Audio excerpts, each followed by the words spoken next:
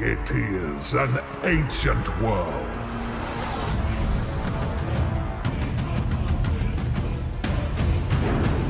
Forged in darkness and blood.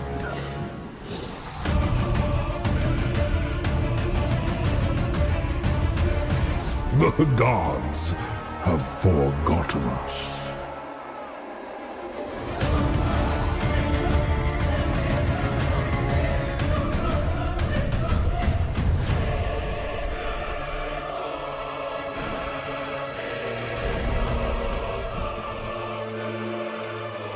The immortals fall from the heavens, and terrors roam the land. Thousands of years I have waited, deep in the bowels of the earth.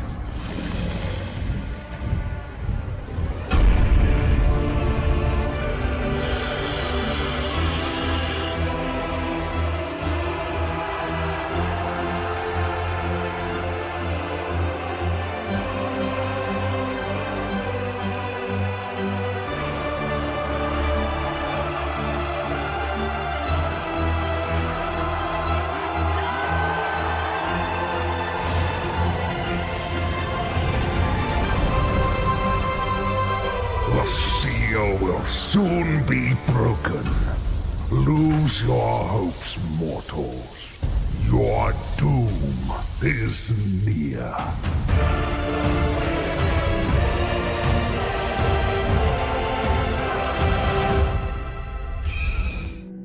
Good evening, one and all. Welcome back, and thank you for joining us here on Notte Eterna.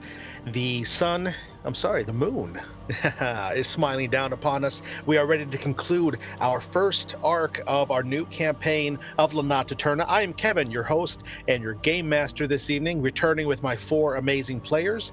They are going to be returning as their characters as we finish the tale of the creeping death. Before we get into that, let's let everybody know that this, like I said, is the 4th part of a 4-part series. So if you wanted to see what is happening with that, you can go back over on the Twitch here and also on YouTube, where those are uploaded. You can see all the previous stuff. If not, you don't need to run away. We're going to do a great job keeping you here. But let's take a moment to say hello to everybody and have them remind you who they are playing, possibly for the last time this evening. Oh. So let's start right over here to my side with Andrew. Welcome back, Andrew. Thank you. It's nice to be here. I am Andrew, and I am playing Lee Cuthbert tonight, a rogue/fighter. Mm-hmm. Yes, indeed. Lee's got a little bit of a past that he sometimes runs and hides from, a big burden that he carries on his shoulders, and I'm very curious to see where that journey takes you tonight as we try to put those demons to rest. Me too. Absolutely.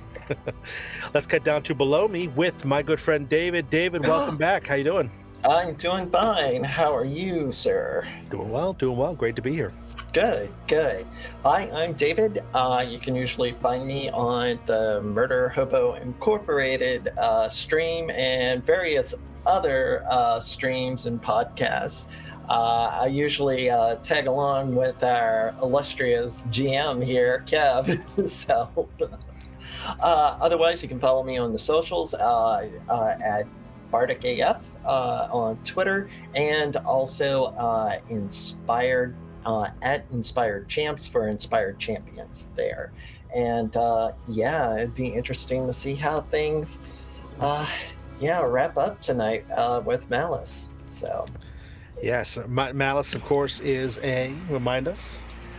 He is a bard of the Dense Macabre, so he has a unique connection to the dead, actually. Indeed he does. Thanks for being back, David. Thank you. Final player this evening, down here below me as well, is Javante. Welcome back, buddy. Good to share the table with you again. Howdy everyone, it's great to be back. Hi guys, I'm Javante. I play Inessa Gethsemane, a Karevi spiritualist, warlock, and shadow sorcerer. She's been super fun to play. I am so happy that I got to play her and run her through some stuff. Excited to see what happens. Oh, yes. Oh, yes. Well, this is going to be good. I'm glad the three of you have decided to walk once more into the eternal night with me. Thank you all for joining us. Let's go ahead, and without any further ado, let's dive back into the finale of The Creeping Death. Something wicked this way creeps, shall we? Dun, dun, dun. When last we left our intrepid adventurers, three strangers who came together in the town of Mendulia's Rock. They found themselves in the middle of a strange and rather bizarre case. A series of grisly murders, a serial killer, as it were, that was murdering and harvesting body parts of figures from around the town, figures all tied into the trade of dealing with animal preparation. Things like butchers, taxidermists, hunters, things of this ilk. Our heroes are battling their own personal demons and their own personal ties into this strange city as they are trying to figure out what is going on, and their clues have led them into opposition with a strange cult that seems to worship a being called the Tyrant. And apparently the Tyrant will be returning soon, and the cult has a nefarious purpose in mind with said body parts. Most recently, the group was betrayed when they found out that the guard captain that they had been working with this entire time, the officer known as Zakara, is in fact in league with said leader of the cult, a necromancer by the name of Silk. And so, as we once again find ourselves pulled back into the land of Nier, where the sun no longer rises after 161 years of eternal dark, we will find our three heroes in their own kind of darkness. Most immediately as we left off, Anessa casted magical darkness shrouding the entire room of the high procurator of the city, Alexei, in darkness. In that darkness, they do know that their enemy, Zakara, is nearby, and she had just summoned some more of her faceless guards. So in this moment, in the dark, let's go ahead and let's start this off right and have everybody please roll initiative.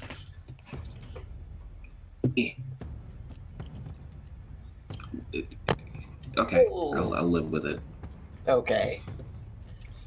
Alrighty, so 18 plus 4 for Malice, so that leaves at 22. 22 for Malice, okay. I got an 18. 18 for Lee and Anessa. 8. 8. For some reason, It never happens for me. It never Hey. is. That all means that from now on, it's all going to be crits for when it counts for you. That's it. No, it does not. you used up all your bad rolls for the whole game. That's it. No, it does not. Promise you that Alright, right now. So in the dark, you do hear the sounds of the guards approaching, and you do hear that Alexei is behind you, still wondering, what is going on here? What is the meaning of this? And in the dark, Malice, you are the first to react. You had a little bit of a strange feeling seconds before the betrayal of Zakara was revealed. So in the dark, no battle map, because we cannot see, just like our heroes. What would you like to do? Okay, so as soon as the darkness falls within the room and everything goes black, Malice takes a deep breath and holds it for a beat. And then in his mind, his self-talk, he's saying, "Where are you? Okay. Talk to me. Talk to me." You can hear the voices of the choir that usually follows him, speaking out, giving us things. Focus, Malice, focus. The one you want is there. Think. And Malice reaches out and he believes he has her, but he's not quite sure. And he casts Detect Thoughts and he focuses on Zakara. Interesting indeed. Okay, so with Detect Thoughts, I believe she is going to get a save, or no? I believe so. She has a save. It's 15. DC 15. That is what kind of save? Wisdom? Wisdom, I believe. Okay, with the 7 on the die, she's going to have a 12. Okay. So Malice senses her. Again, he takes another breath he can hear his heartbeat, and then he hears another, kind of in a successive tune. They almost become, kind of answering off of each other. You hear, boom, boom, boom, boom. It's like the heartbeats are mimicking each other, and it's in a rhythm, which Malice knows, and he knows how to manipulate rhythms and stuff like that. So he is manipulating this rhythm between his heart and Sakara's, and he's moving it up, and he's moving it up through her chest, and then finally up and through her mind herself, and he's pulling away. He's kind of pulling back the curtain on her thoughts right now. He is wondering, okay, what is she thinking? He is trying to detect, what is her move? What does she see? Who is she focused on? And any emotions attached to that. Okay, absolutely. As that rhythm, that cadence comes into focus, your heartbeat and hers beating in rhythm, a 4/4 measure, you do hear her surface thoughts. They play out almost as if notes plucked off of a harpsichord. Thoughts that tell you that the mistress must be warned. And there's a fleeting feeling on her surface thoughts that she wishes to stay, but she knows that she should not. Malice, with that information,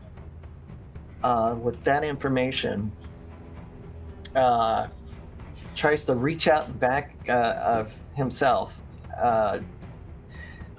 trying to triangulate where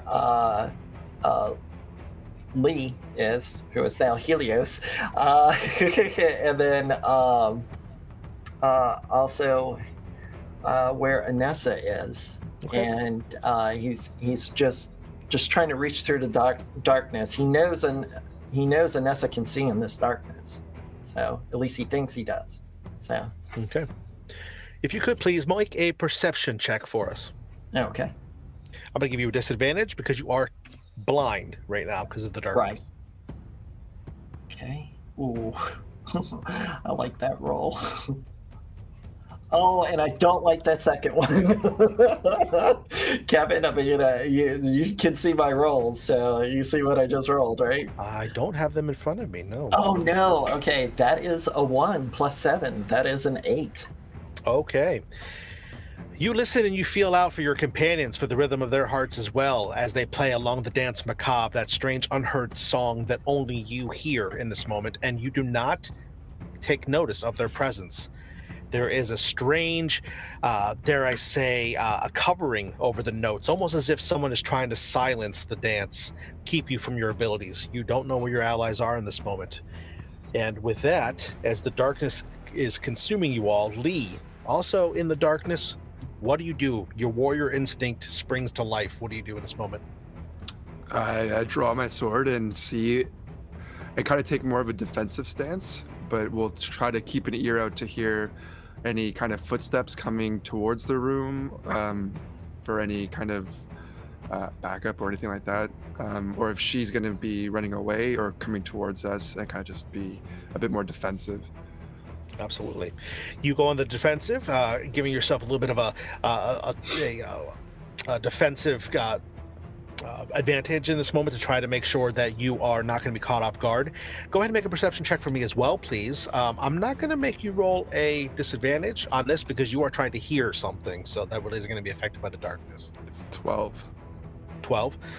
You don't hear anything as of yet, like in terms of anybody running away. You do hear the sounds of two footprints. I'm sorry, here, let me rephrase. You hear the sound of two sets of footprints as you're assuming those two guards who are in the hallway coming to support Zakara step into the room. Is there anything else you'd like to do? That's it for now. Okay. Anessa. Yes. It is your turn.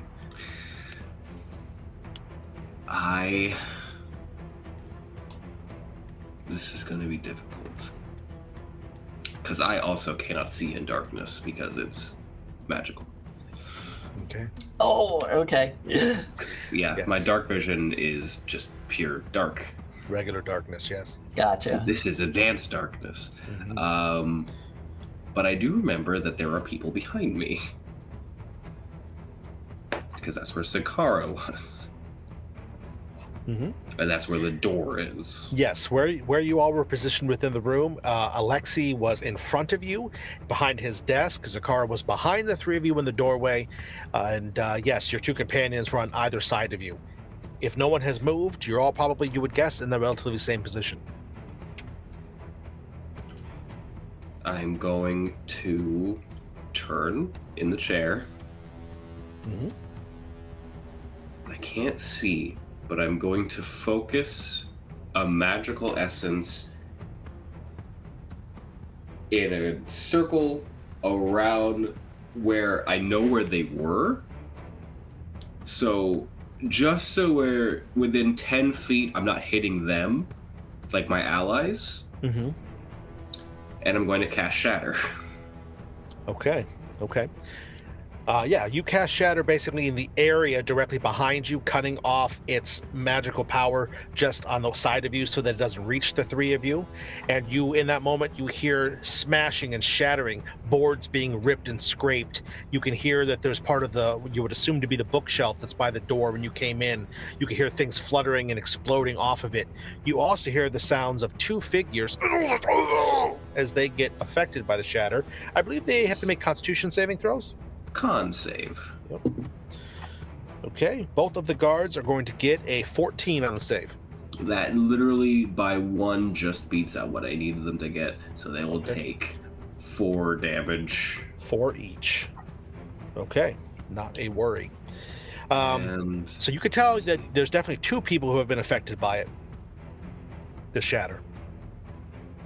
And something else, probably glass of some sort, you hear shatter and fall all over the floor. I'm gonna keep this darkness up for at least this turn, because hopefully they also can't see. And I will end my turn there. Okay. And you continue to focus and concentrate on the magical darkness as it permeates through the room.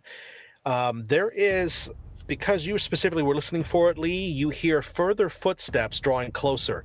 It sounds like heavily booted footprints that are trying to move in towards the three of you, cautiously and quietly, but they're making too much noise. You can tell that one of them is slowly approaching directly in front of you.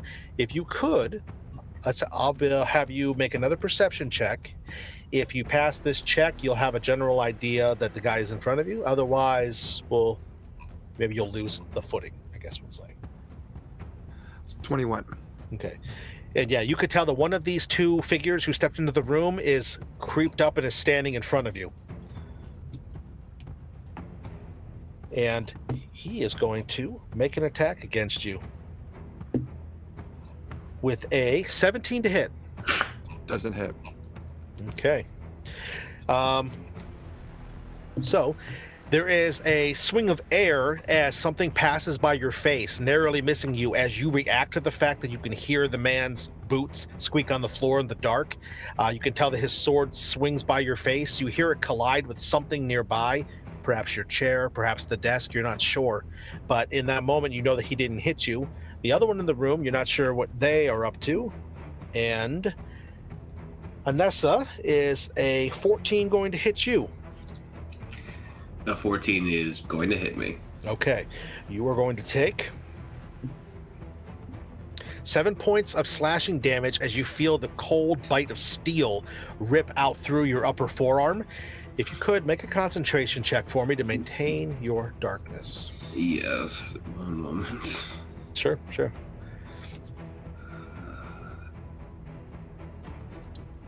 I've not had to make a con check, so let's go ahead and... I'm trying to remember what I have to make for a concentration check. Yeah, it's going to be 10 or half of the damage that you took, whichever is higher, so 10 in this case. Mm-hmm. And that's going off of my... That's just your constitution save, basically. Cool. No, I failed that. Okay. And as the sword bites into you, there was a flicker, and all of the magical darkness that you had within the room snaps away. The 3 of you find yourselves once again in the room. You can see that Zakara is now standing outside of the door. She apparently has backed up out of the room. And you can see that the 2 faceless guardsmen who have come in, these same figures that you have seen in your travels throughout the city during your investigation, They were originally hired to protect you in your witness stronghold house. You saw them at the crime scene when one of your key witnesses was murdered, and now you find them here again. It would seem that they definitely are in league with Zakara. And when the darkness evades, you can see that they, in that typical ghost-like fashion, barely move their heads. You don't see any movement behind the slits of their eye masks, their face plates rather, but you can definitely tell that they can probably see as well based on their body language. And with that, it's going to be back to the top of the round. So Malice, as the light springs back up, you can see Alexi is standing behind the desk. He's looking around. You see that he has from somewhere, he now has a morning star in his hand. Where it came from, you're not sure, but it is your turn. Okay. Is Sakara still within sight? Is she or is she? She is, yeah. She's 20 feet away from you. It's a small room, so. All right. So, in seeing that, with detect thoughts, I can move those thoughts within a minute with each round and focus on another creature. And I focus on Anessa, and I say she is going to flee. She is considering it right now. And you tell her that with what a message or? Detect thoughts. I can push in and I can also formulate. I'm trying to read what it says. Sorry about that. No, that's okay. You learn to surface thoughts. Questions verbally directed at the creature naturally shape the course of its thoughts. So this spell is particularly effective in that part of interrogation. So I believe that would mean that I could actually speak with with that person's thoughts. Wouldn't you believe? I think when it's more of you can kind of let's say Inception. Influence. You can kind of maybe try to mold their thoughts a little bit, so you can kind of push out with your feelings. I wouldn't say you'd be able to quite talk right now. Okay. There might be more of a connection that you could potentially have with your allies with more time with them. But I think in this moment, yeah, you could definitely maybe have some thoughts kind of sync.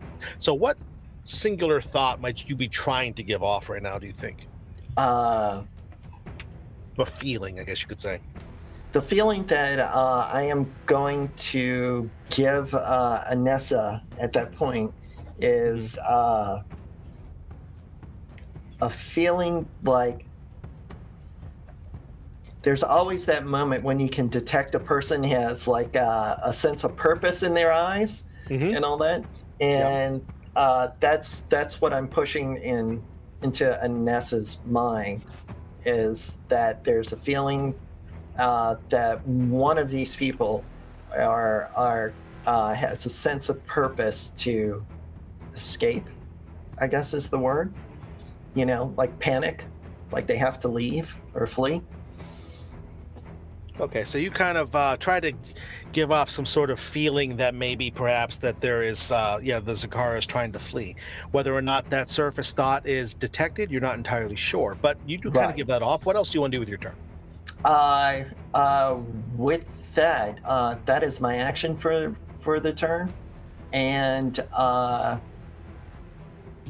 as far as anything else, I will take my movement and position myself between Lee and Anessa if I can. I know Lee is engaged in battle, so I'll have the rapier drawn and then just be ready for my next turn. Okay, so yeah, as your rapier is drawn, it snaps out into place, and yeah, you see the guardsmen that have come in. Basically, one is in front of Lee, the other one is in front of Anessa, so it looks like the two of them are kind of under attack. I imagine that the way you all were sitting within the room is that the two of them are next to each other. Like Anessa would be like in the center of the three of you sitting, I guess you could say. And so there's not really a place to move between them, but you do get on the ready. You can make an attack if you want. I mean, I would say kind of putting on your surface thoughts was just kind of something you did. I wouldn't say it was. Oh, okay. All right. With that, then I'm going to make an attack. I'm going to attack the one that struck at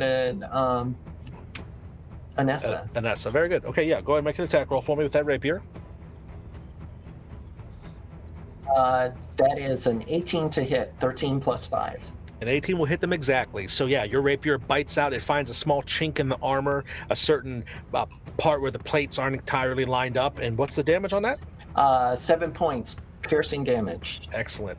And yes, and you feel it bite and pulls back out a quick jab of your practice Florentine motion. So, Lee, now that the light is back within the room, you are aware of what's going on. You can definitely see that your instincts were correct. The man is in front of you.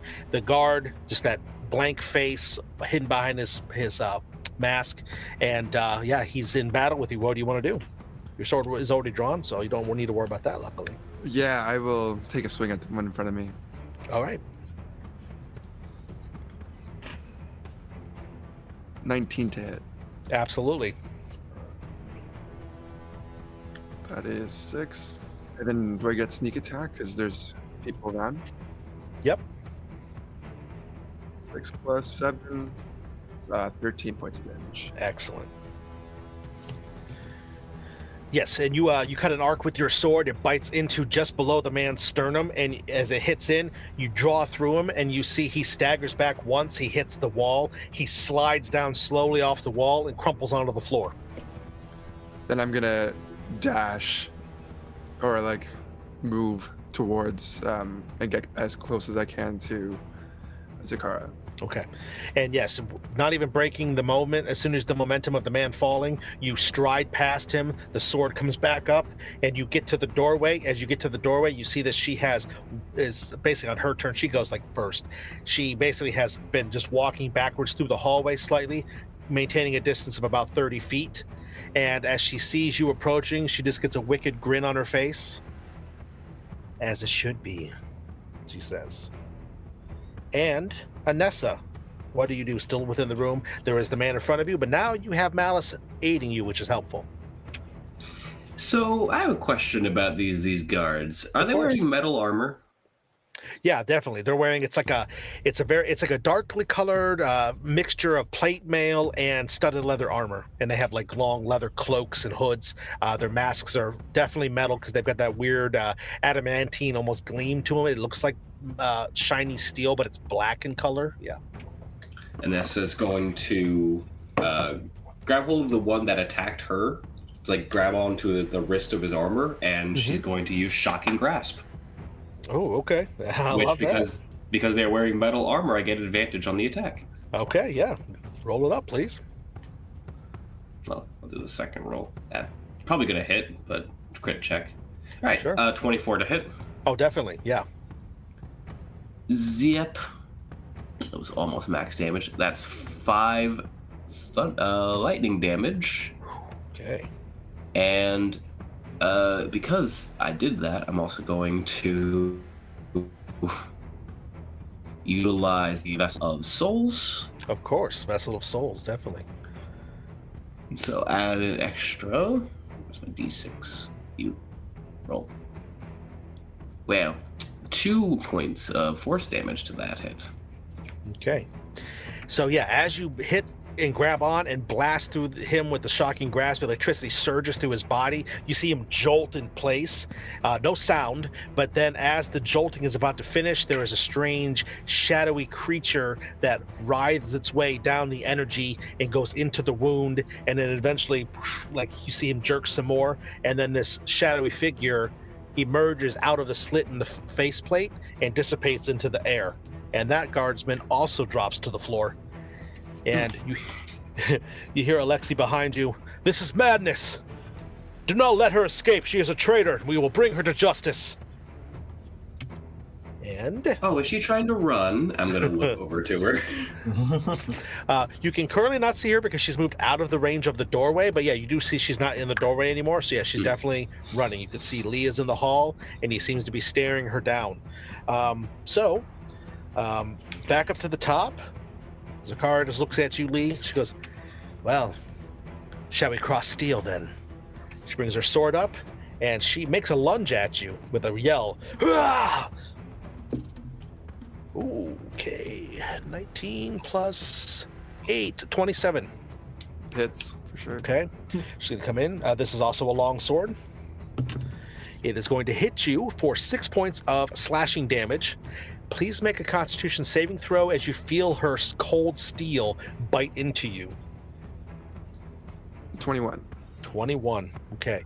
You are going to take... Hang on a second. Let me get back up to the right page here. Excuse me. You're going to take half. You are going to take 3 points. That is halved. So what would have been 6, now it's halved down to 3. You're going to take 3 points of necrotic damage from some sort of ability that she uses. And in that moment, you see her eyes, the color within them, completely fades away. Pure black orbs on her face, and the veins on her skin start to become more illuminated. They start to stretch underneath her skin. You can see their veins are dark, almost as if black blood flows through her. And it is now Malice's turn. Okay. I'm sorry. She has 2 attacks. 1 second. I'm sorry. Oh, okay. Well, fine. sorry. Her second attack is going to be a 19. My AC is 19, yeah. Okay. So then she will take the sword, reverse it, and bring it around in a big wide arc. And as she hits onto you, it's going to be another 9 points of slashing damage. No need to make the save again because what she did was the one hit kind of thing. So now it is Malice's turn. So, Malice. Okay. So with seeing Lee crossing steel with Sakara and this intriguing necrotic ability that she has like that, and Malice is just like, oh, we have got to get some of that. And he's referring to like the voices that he could hear in the room with the chorus. And with that, I'm sure Sakara is like concentrating on like that. A skeletal hand is just gonna reach out like it's disconnected, like an apparition, and just grab her by the throat and just hold. It's not holding her in place or anything like that, but it's just holding on to her. And she may be resistant, but anyway, he's gonna try it. It's just like the skeletal hand is going to have to roll to hit. So with that,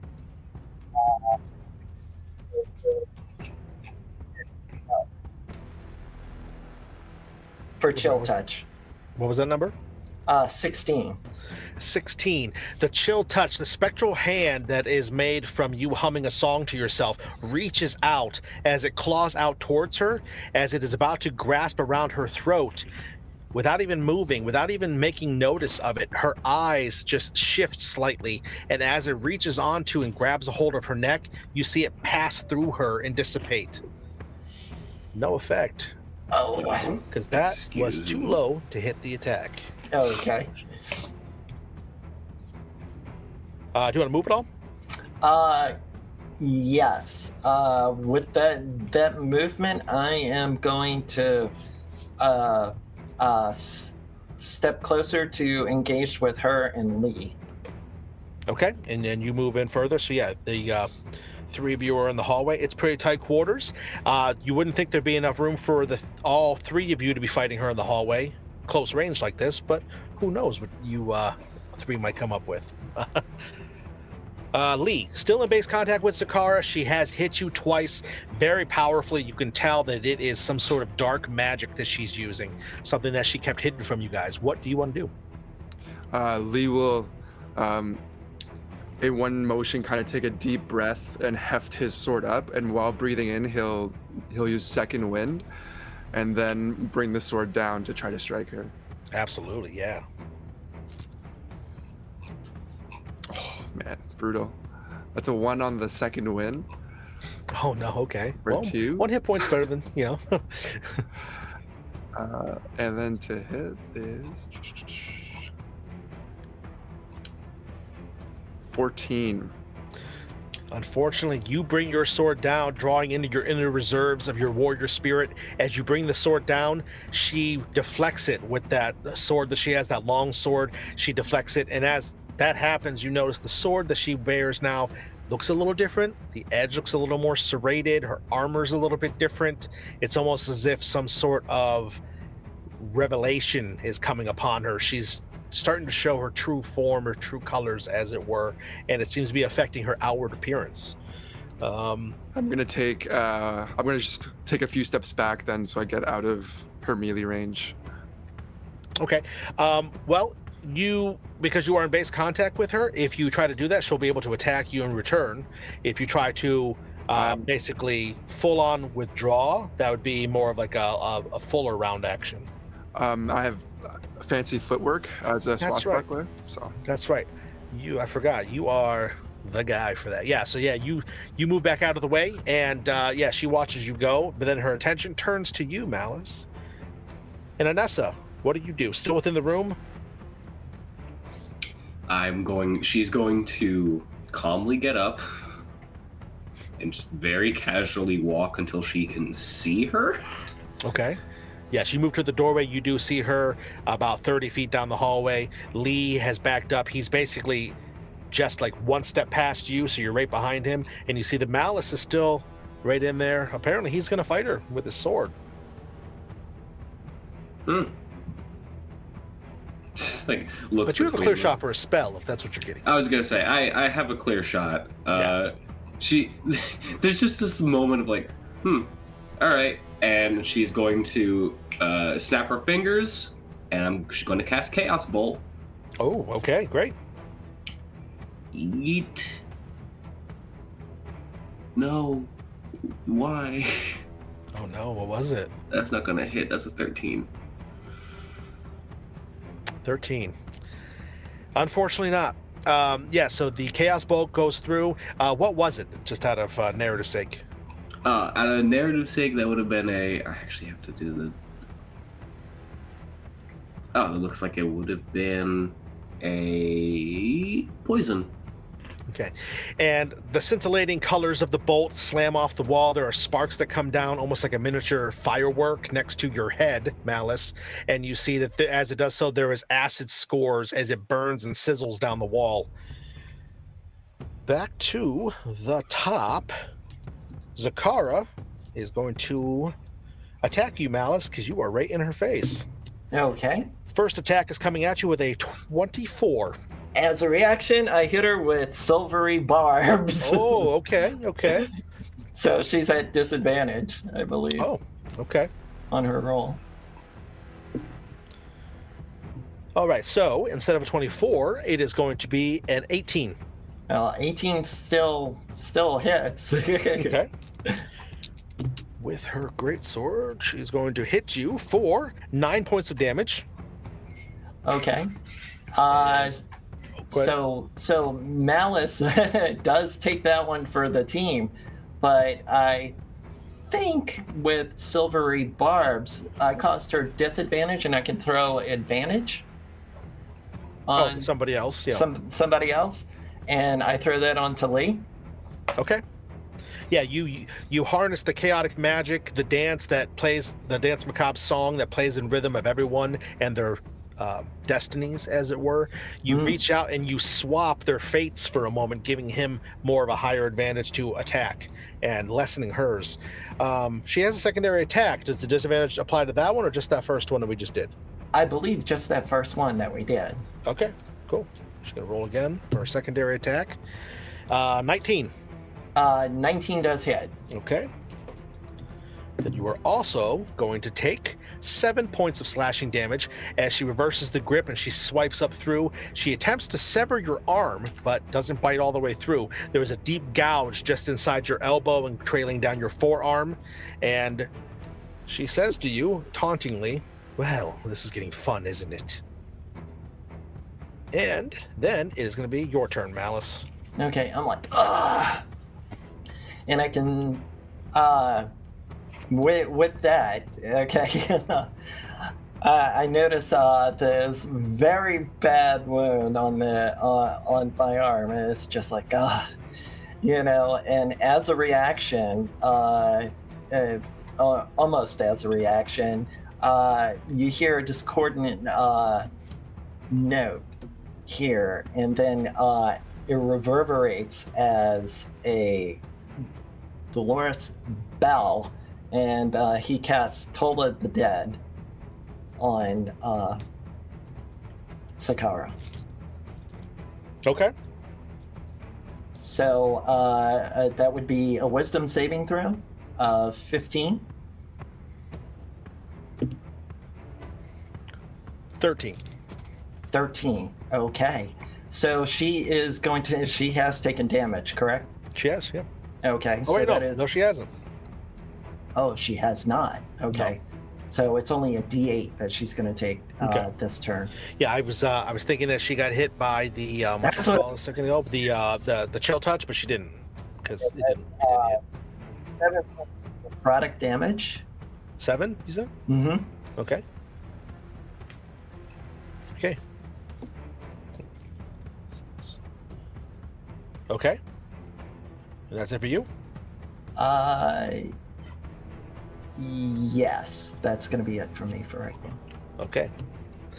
Lee, in this moment, you can feel your sword arm is emboldened. You feel a little bit inspired in this moment. You know that you have a little bit of guidance right now. What do you want to do? Yeah, I'm gonna step back into engage with Zakara, but I think I'm gonna try to go in one fluid motion of running in, taking a swing, and then disengaging, and if I can get behind her, so that we kind of trap her in this hallway. Oh, okay. I love that.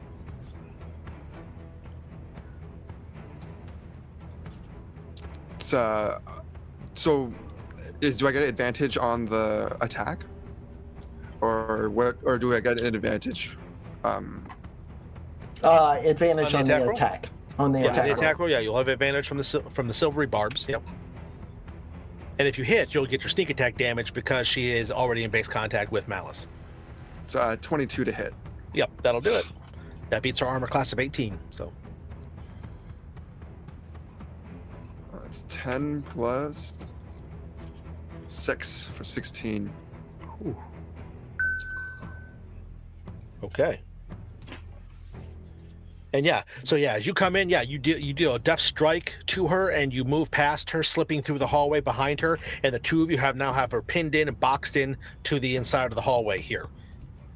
Anessa, from the doorway, you see all of this go on. You refocus yourself, perhaps, and what do you do? Well, I wanted to be clever. Being clever didn't work. Elder's Blast. It's tried and true for a reason, my friend. Yep, throw. Okay. That's a nat 20. Oh, I think a nat 20 will hit. Yeah. Yeah, I think so. All right, what's that damage on that? Yeet. Oh, wow. That's a 13. Beautiful. There is. And you know what? And you know what? No, we're not gonna just let that. We're not gonna let that. I'm also gonna do the Vessel of Souls with it. Hey, you might as well. She done pissed me off. So that's an extra 4 damage to that. Okay. Oh, I do. Yeah, your vessel's I gonna double that. Yes, I had forgotten that. Thank you, Miko, off-screen producer. Thank you. So that's 6 damage altogether. Another 6 altogether. So Okay, so Anessa, as you refocus, you pull your hands together, you reach out, there is eldritch energy that pulses through you. That same shadowy creature rips out of the night and wraps around the eldritch blast, slams into Zakara's chest. It bears her down to the ground, and Lee, she looks up at you in defiance, in rage, as the veins in her face continue to spread closer towards her eyes, and she says, "You will not stop the tyrant." And her voice is taken from her in that moment as the Eldritch Blast burns her out from the inside. This is similar to the effect that you saw happen to Yanis back in the Glassworks, but this is more pronounced. This is almost like some sort of otherworldly punishment to this evildoer. And Zakara is literally destroyed in that moment. She falls to the ground, a husk wearing guardsman's armor. And just at that moment, Alexei comes out of the room behind you all. Caesar! Then he sees that she has fallen. We drop out of combat initiative rounds here. And There are other guardsmen from either side who rush in. Again, they're wearing that same armor, black and grays, leathers and metals, the same face mask that does not reveal what their faces, what their expressions are, as they come run in to aid what they assume to be the High Procurator under attack. He puts up, "No, that is fine. They have stopped the traitor." And then he looks to Zakar's form. And from where you're standing, Anessa, you are the closest to him, so you see there is a wave of pain that washes over his features. And he says to himself, quietly, but you do overhear it because of your proximity, "They stopped the traitor." You see it. This man is deeply hurt by this. So, in this moment, the guardsmen, they all stop. They look at all of you. There's just a moment. They don't hesitate for very long to follow his orders. They all slowly step back, lower their weapons. And Alexei stands there for a moment just looking at the charred and destroyed body of a woman who was one of his high guardsmen and like a daughter to him all these years. And he wonders perhaps what the next step might be. What all you do. My apologies for accidentally taking that. Malice is like in a sing-songy kind of hum, like a mother that hums to their sick child or whatever. In that moment, while he's humming, casts Cure Wounds on that gash in his arm, and he takes back 13 points of healing. Okay. He stops the bleeding and it starts to close and all that. And it's like, oh my god. That shirt's definitely ruined. See, the shirt is ruined. This is silk, you know? It's just like, you know, he does his best casting mending to fix it and all that. And it's just like, oh, it's just never going to be the same. I'm going to know it's there. Mm-hmm. So he's more worried about the shirt than almost losing his arm. Sure. While Malice is more worried about his shirt, Lee's just dying behind him. I know. Oh, I'm glad you fixed your shirt. I am so sorry. Oh, Helios. And so he reaches out to Helios and he casts Cure Wounds on him as well. Okay. And that is going to be 9 points of healing. Just let me know if you need any more. It's just like you know. Yeah. Yes, I admit it. I'm self-absorbed. Hey, what bard is it? It's a nice shirt. I get it. Anessa is going to... She's not going purposefully ignoring him, but she is going to head over to Helios and Malice. And, like, a hand onto Malice's back, like rubbing his back, like, I get it. And then a hand onto Helios' shoulder. Oh. Well, some technical difficulties. Javante has dropped out. I'm sure what he will say will be very important, so we will come back to that shortly. Mm-hmm. For this direct moment, Alexei, you see he moves up over to the fallen Zakara, and again, there is a look of loss on his face, but he is a stoic man. He is a man who is a leader amongst others, so he knows to compartmentalize that for the moment. He stands, he looks to all of you. "Please, join me again in my quarters. I would like to speak more of this. What exactly caused this to happen? It would seem I was blind and I put my trust in the wrong people, and I do not want to do that again. Please, tell me of all that you have learned, for I dare say I do not know what has happened." There we go. My internet died. That's okay. Welcome back. Not a problem. And he does turn, and Alexei does go back into his room. Malice follows him behind, and as he's following, Anessa, you had said you wanted to say something to Lee. Helios, yes. She places a hand onto his shoulder and just... What do you prefer to be called? Lee is fine. Is that your preference? It's who I am now. Lee it is. Thank you. You want me to help you, let's find out, if this one was hiding anything, and she just kind of unceremoniously kicks at the foot of the body. Mm-hmm. Yeah, I'll help Ines look. So the two of you are searching the remains?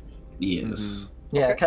kind of like Vader stomping on the robes of Obi-Wan. Yes, look over here, yeah. All right, if the two of you could, one of two ways. Either both of you roll an investigation check or have one of you roll investigation with advantage as you assist each other in this moment. Hey, how's your investigation? I'm proficient. I have +4. I am too, but you have a higher proficiency than me, so I will give you advantage, but I will also, hand on your shoulder, I'm going to give you guidance. Oh, very nice.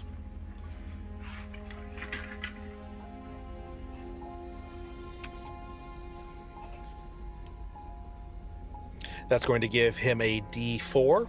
D4. It's 20 altogether. Oh, wow. You go over her remains. Her armor is intact. Her weapon is intact. It just seems to be her body was what was mainly destroyed by the Eldritch Blast as it hit into her. As you look over, you do find that she does in fact have a very serrated, very wicked-looking longsword. The edge of it is got small barbs on it. It would seem that recently there was some sort of perhaps poison that was once upon it, no longer. This sword looks different than it did when you saw her wield it when you were working with her. Now these serrations, these edges, it's different. Before it looked like a straight blade, now it has this ornamentation to it. Her armor has similar strangeness to it. You can see that it looks just like the regular guardsman armor. Still has the same stole and everything that she had that marked her as an officer. But what you notice now is inlaid into the armor at various points are small skulls and small bits of what looks like bone. It's all metal, but it looks like pieces of bodies mixed into the ornamentation. And you also find that there is a strange tattoo on the back of one of her hand. It almost looks like a inverted moon type of look. It basically looks like a crescent that some sort of strange optical illusion. It looks like a crescent that seems to not have the edge of it end, like it bends in upon itself, and as you turn her hand back and forth, it seems to almost defy logic. Very strange, very strange. Other than that, there's nothing else on her. Even with such a high roll, you discover everything. So the tattoo having that weird effect is probably the special information that you gleaned from such a high roll. So. Do you think she could afford a glass brooch?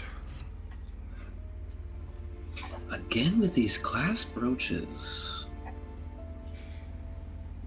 And listen, I'm not privy to the guards' pay, but more than likely, this was a gift.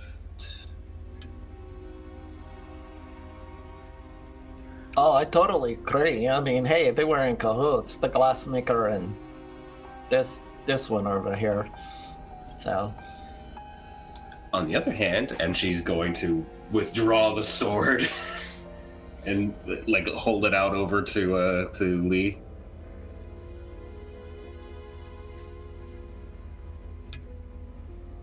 Do you like this? No. I'm assuming that you can't use this. Looks over to Malice. Unfortunately, no. It's a longsword, correct? Nope. It's a longsword. Nope, finesse weapons only. Seems like an evil weapon. Yeah.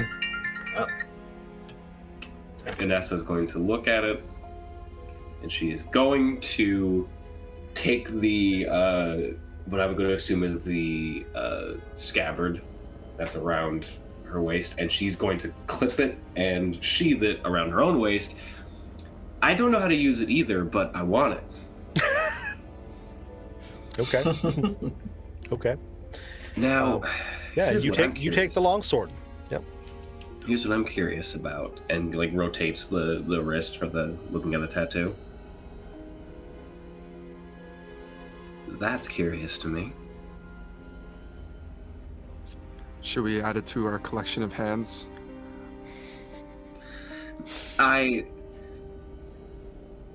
That's a brilliant idea, but no. I wonder, does this look like any marking that I'm familiar with? Let's have you go ahead and make a intelligence roll. There's not really a local knowledge, cultural knowledge, anything like that. So let's just make a straight intelligence. I'm going to go ahead because you are very in tune with the city. You've been here for a while. You're established here. I will give you a +2 circumstance bonus, basically. Okay. I'll take it. Roll. I did. Yeah, I don't know shit. That was a nat 1. Yes, you have no idea what this is. It's something new. You've never seen this before. Something bizarre. You're not sure if it's a gang mark, if it's some sort of just, it's marks her as a member of a cult. It might even just be ornamentational. It might just literally be just a tattoo. You're not sure. I was hoping that any of this could help us find out where this... Do any of the three of you have proficiency in religion? I mean, if a +2 counts as a proficiency. Here's the thing. I don't, but as a medium, I can gain advantage on any ability check that I lack proficiency in because I tap into the spirit realm for it. Interesting. Okay. So, if you would like to make that check, we can make that happen. I want to try that. Okay. You guys watch as Anessa kneels down closer to the mark. She turns it over properly. She looks directly at it, and as she slowly raises it up closer and closer and closer to her face, you see that she looks distant, like she's looking through the hand into something else. Malice, you feel something else here with the three of you. You don't see anything. Okay. You can definitely tell there's something not quite of this world has made its presence known. Lee, there is a coldness in the hallway all of a sudden, but you can't quite place what it is. What's that check there, Anessa? 13. 13.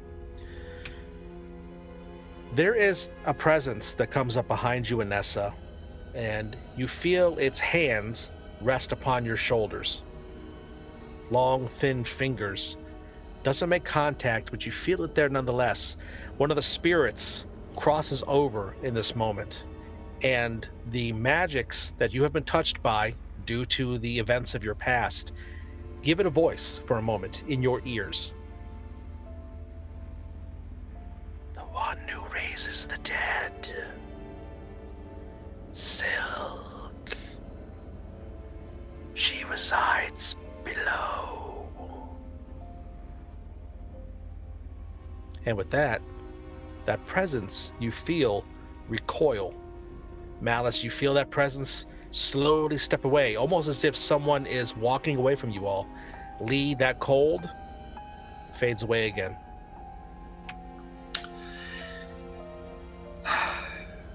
Silk resides below. That's what I heard. Malice is still staring like he can see the thing, even though we know he can't. But it's almost as like he's watching it go.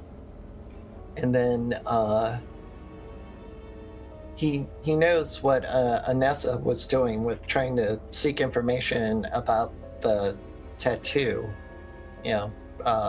regarding to your religion check.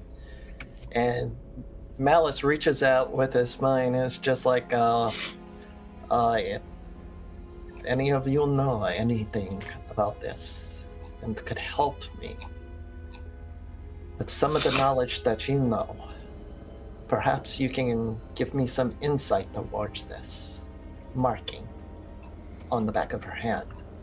And with that, I cast Borrowed Knowledge. So I am borrowing knowledge from the spirits that are around me. So it says, choose one skill in which you lack proficiency. For the spell's duration, you have proficiency in the chosen skill. So I'm gonna choose religion at that point. Okay. So that would be 4 added to the 2, I believe, because I think my proficiency. Let me see what my proficiency is. Your proficiency bonus at level 4 should still be +2. +2. Okay, so that's 4. It's a little better. So Okay. Um, Malus slides that loot off of his back, and he flicks his wrist, and a bow comes out, and he plucks and draws on it for a little bit. And in that song that he plays, you gain a little insight into the moment. What's the roll total? the total roll is 14 plus 2, 16. Okay. Well, 4. So, yeah, it would be 18 if we add the +2 from the power of knowledge. So. Okay, 18. That's good. And it comes to you in the song. The notes tell you in a language that only you hear because of your trained ear. You hear that the symbol, the look, this crescent-type moon shape, is a symbol that has long been forgotten. It has been part of the nation of the Clorse, which are, in this world, an ebon-skinned elven race that have been banished from walking within the light. They have not seen the sunrise over near longer than the rest of the world. They were banished long before the 161 years. These dark elves, they reside in a place that is dark and dangerous, and every once in a while they make their presences known. You would know that this specific symbol, as it pulls out of the ether, it lets you know that this is a symbol of connection. It would seem that Zakara's actions here were watched over by another. And as you realize that, as you look at the tattoo, Anessa, it runs off of her hand like spilled ink. All connection that it had to her skin is lost. And the tattoo is gone. Well, that's intriguing. A little bit disheartening, but intriguing. Well, don't act so disheartened. I gained from tuning in to this discordant cacophony that I'm always in contact with. I was able to glean that symbol is from a race that was banished from walking among the light, that went under, a race of dark elves called the Clorse. And I turned to Sakara, Helios, and what is our our commander's name now? Alexei? Alexei. Yeah. Alexei. And I'm just like, do you know of this history or legend of the Clorse? From what I understand, I don't think they live among us on the surface. They're below. It is a short moment later. You three once again sit within Alexei's office as you propose this question to him. He says to you in return, I have heard of these Clorse before, and I have seen them fight. They are definitely skilled warriors, magicians, one might say. They have magics as well. This does not seem to be their typical cause, however. I would doubt that they have any sort of large-scale presence in this. Perhaps it's a rogue member of their ancestry, someone who is striking out for a different purpose. Tell me everything that you have learned, and maybe we can glean some more information. Your investigations, I must say, unfortunately, Zakara... He composes himself. Zakara left me in the dark as to your findings. She had actually reported to me just earlier that the three of you had not found any information yet. And now I have reason to question that. So, please, tell me of what you know, so we may piece this mystery together once and for all. And he looks to the three of you imploringly. I work for a necromancer named Silk. We know that they are doing all of this underground. All of their victims are animal workers, death workers, essentially, is my go-to for this. Often involved with the prospect of killing, butchering, tanning, things like that. Worked with a glassmaker who we killed. Same brooch that was on Zakara was on one of the victims, probably made by the same glassmaker that we killed. Have tie-ins to this race that has been banished from the light, and are growing to be a lot more of a nuisance than I gave them credit for.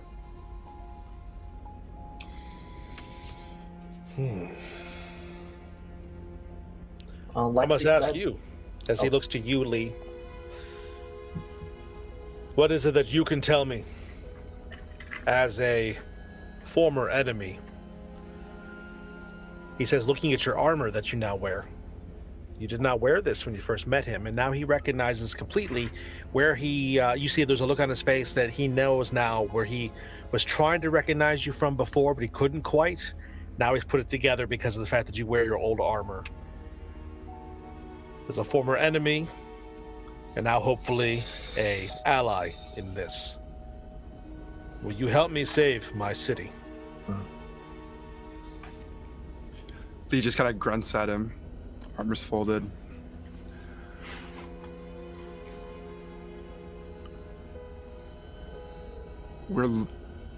Did Zakara mention something about a tyrant? The tyrant?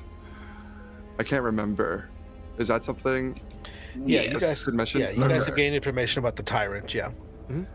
So he'll mention that. Me, Andrew, as the player, can't remember everything, okay. so he's just gonna tell That's okay. Alexi everything that he knows. Sure, yeah. So you inform him that, yes, definitely you found out there was information about this cult might be worshiping someone known as the Tyrant, who apparently was due to some checking that you all did with your history knowledges, was a figure from the ancient past who basically was killed when he destroyed the city of Seven Runes, some sort of strange city that is, at this point, considered part of legend. You're not entirely sure what this tyrant wanted other than destruction and death, and he may have succeeded in that, but perhaps he succeeded too well because he himself was destroyed in the conflagration that took the city.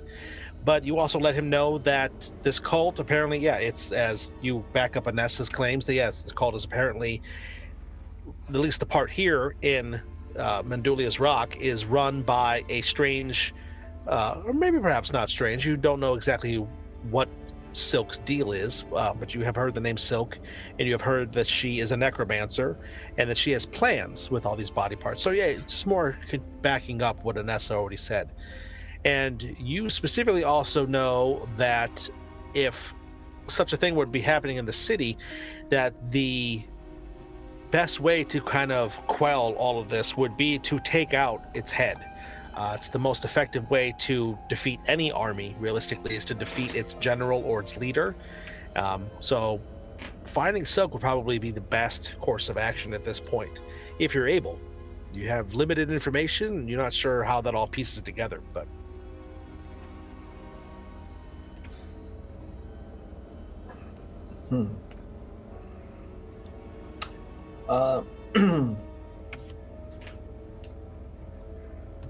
The city in which the tyrant supposedly met their end in, do we know where that was? I mean, that is not here. Where is it? No, it's not here near Mandulia's Rock. I think even with rolling some sort of history to remember what you know or not have heard about, based on what you've already rolled about knowing about the City of Seven Runes, at this point, I mean, you being a bard, you assumed it was a legend, a tale, Right. something that was made up to perhaps spook children, or perhaps, as you know, in typical religions and typical stories, might have been something made up to have the common people understand why the sun is gone. This might have been made up as far as you're concerned. So yeah, you're not entirely sure. If it did exist, its actual location has slipped off into the ether. Okay. All right. Is there any way below the city? There are sewers to the city that reside below the entire stretch of it. I would dare say, since it does stretch across the entire city, it might be very difficult to find out exactly where Silk's lair might be, unless there was some sort of way that you could perhaps figure out how she might have drawn closer or where she might have sent her creatures out of. Is there one that goes near the graves? I was gonna ask, with my family's Or- history, is there catacombs here where the dead were interned at some point in history? No, nothing like that here at Mendulia's Rock. All the victims were from the slums. That's true. That could be a common factor. Could be that the headquarters is nearby. I must admit, I don't know too much about the undead and how their purposes are. Is there anything that the three of you know about their movements or about how they attack? Could that perhaps pinpoint a certain location as well? Would they need a certain type of, dare I say, a certain type of area for them to be raised within, or however it Well, works? The ones that got sent after us were all patchworked, which means that you need to have for necromancy to work, you need a supply of bodies. Having a bunch of them taken to you could work, but it's better to have, just quick access. This is speculation. Like, she realizes, this is speculation. I don't do that. But if there's... And the slums would be smart. It gives less people, less eyes on you. But even with where I am, it's... Something springs to your mind, Anessa, when you say, even where I am.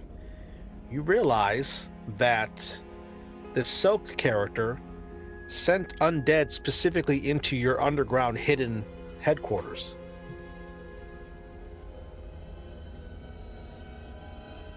So, you would perhaps stand a reason that there might be some sort of way in through there that they would have had to have accessed.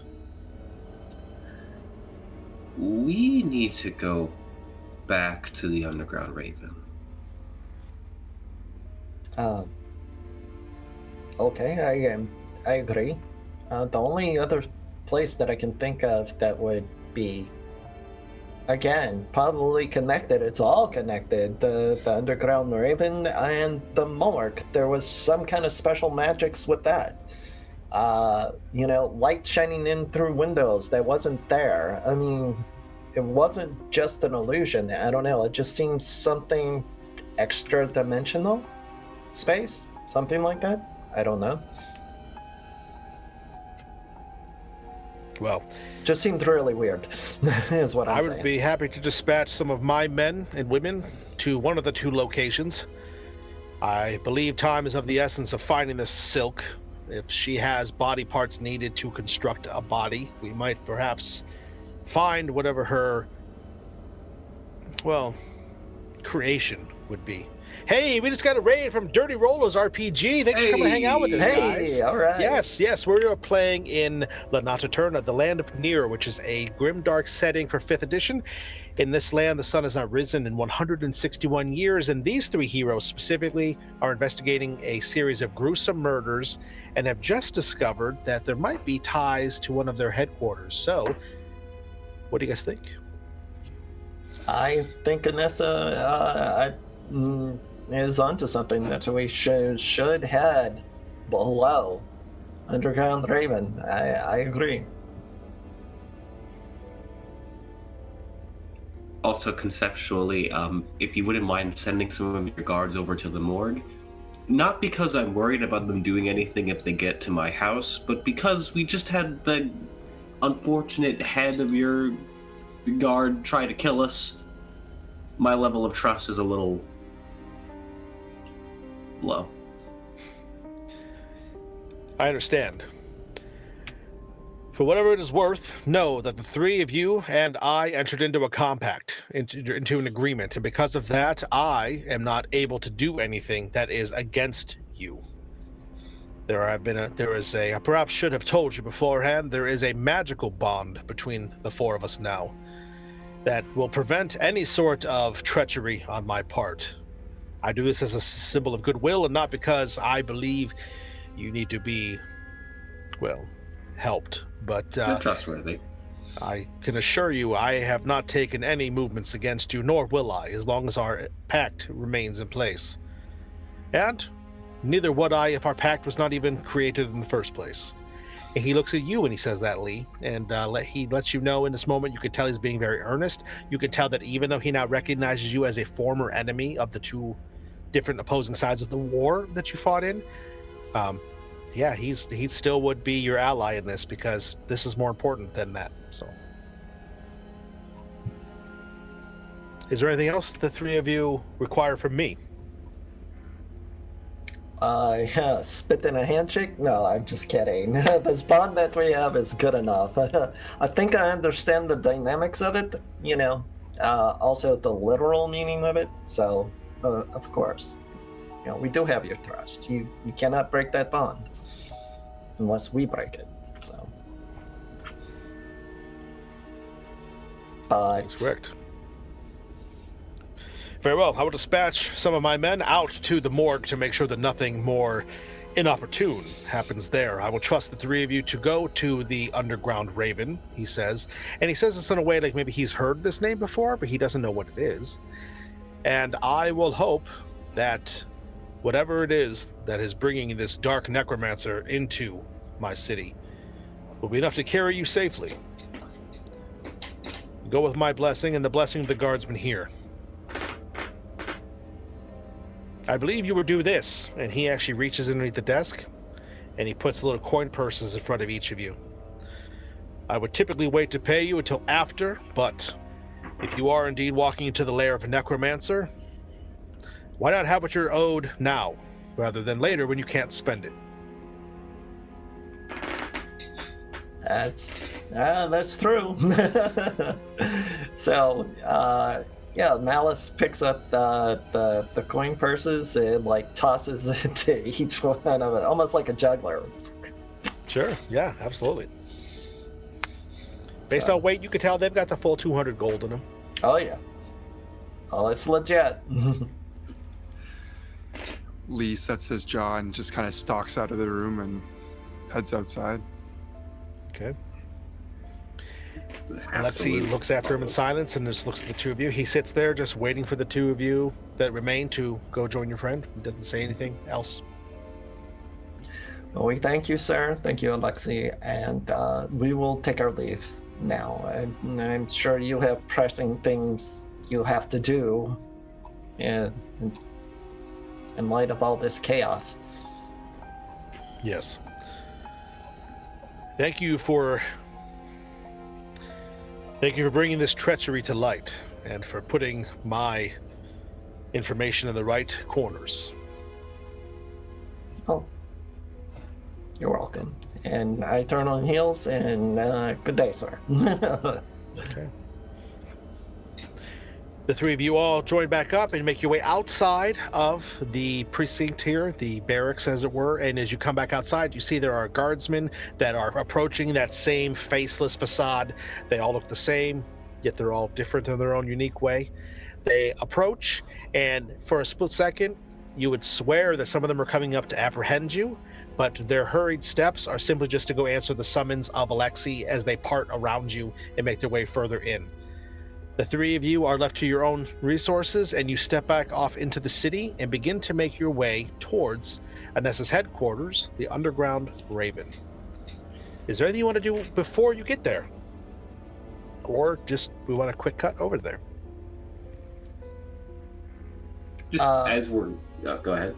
Oh, no, I was just going to say Malice tries to tune in into the voices around him, and just let them know. I mean, he is there for them to guide him, should they need to. Okay. Walking with her back, facing the way that she's walking, so she can talk to the other two. They got in somehow to my house,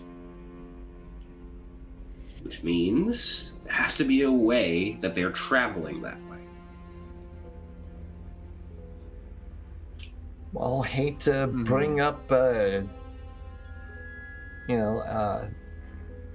such a traumatic experience, but the children were the first to attack. I mean, the child with her familiar being killed, so she would have been able to see what direction they were coming from, you would think. Or at least the familiar did, but before she disconnected. So. This also gives me a terrible feeling of, the danger of my house being that close to any threat. However,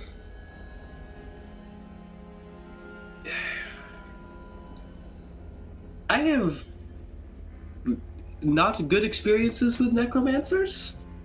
Because, gestures to her hands. So, let's try to make sure that we don't die. Does that sound like a plan for everyone involved?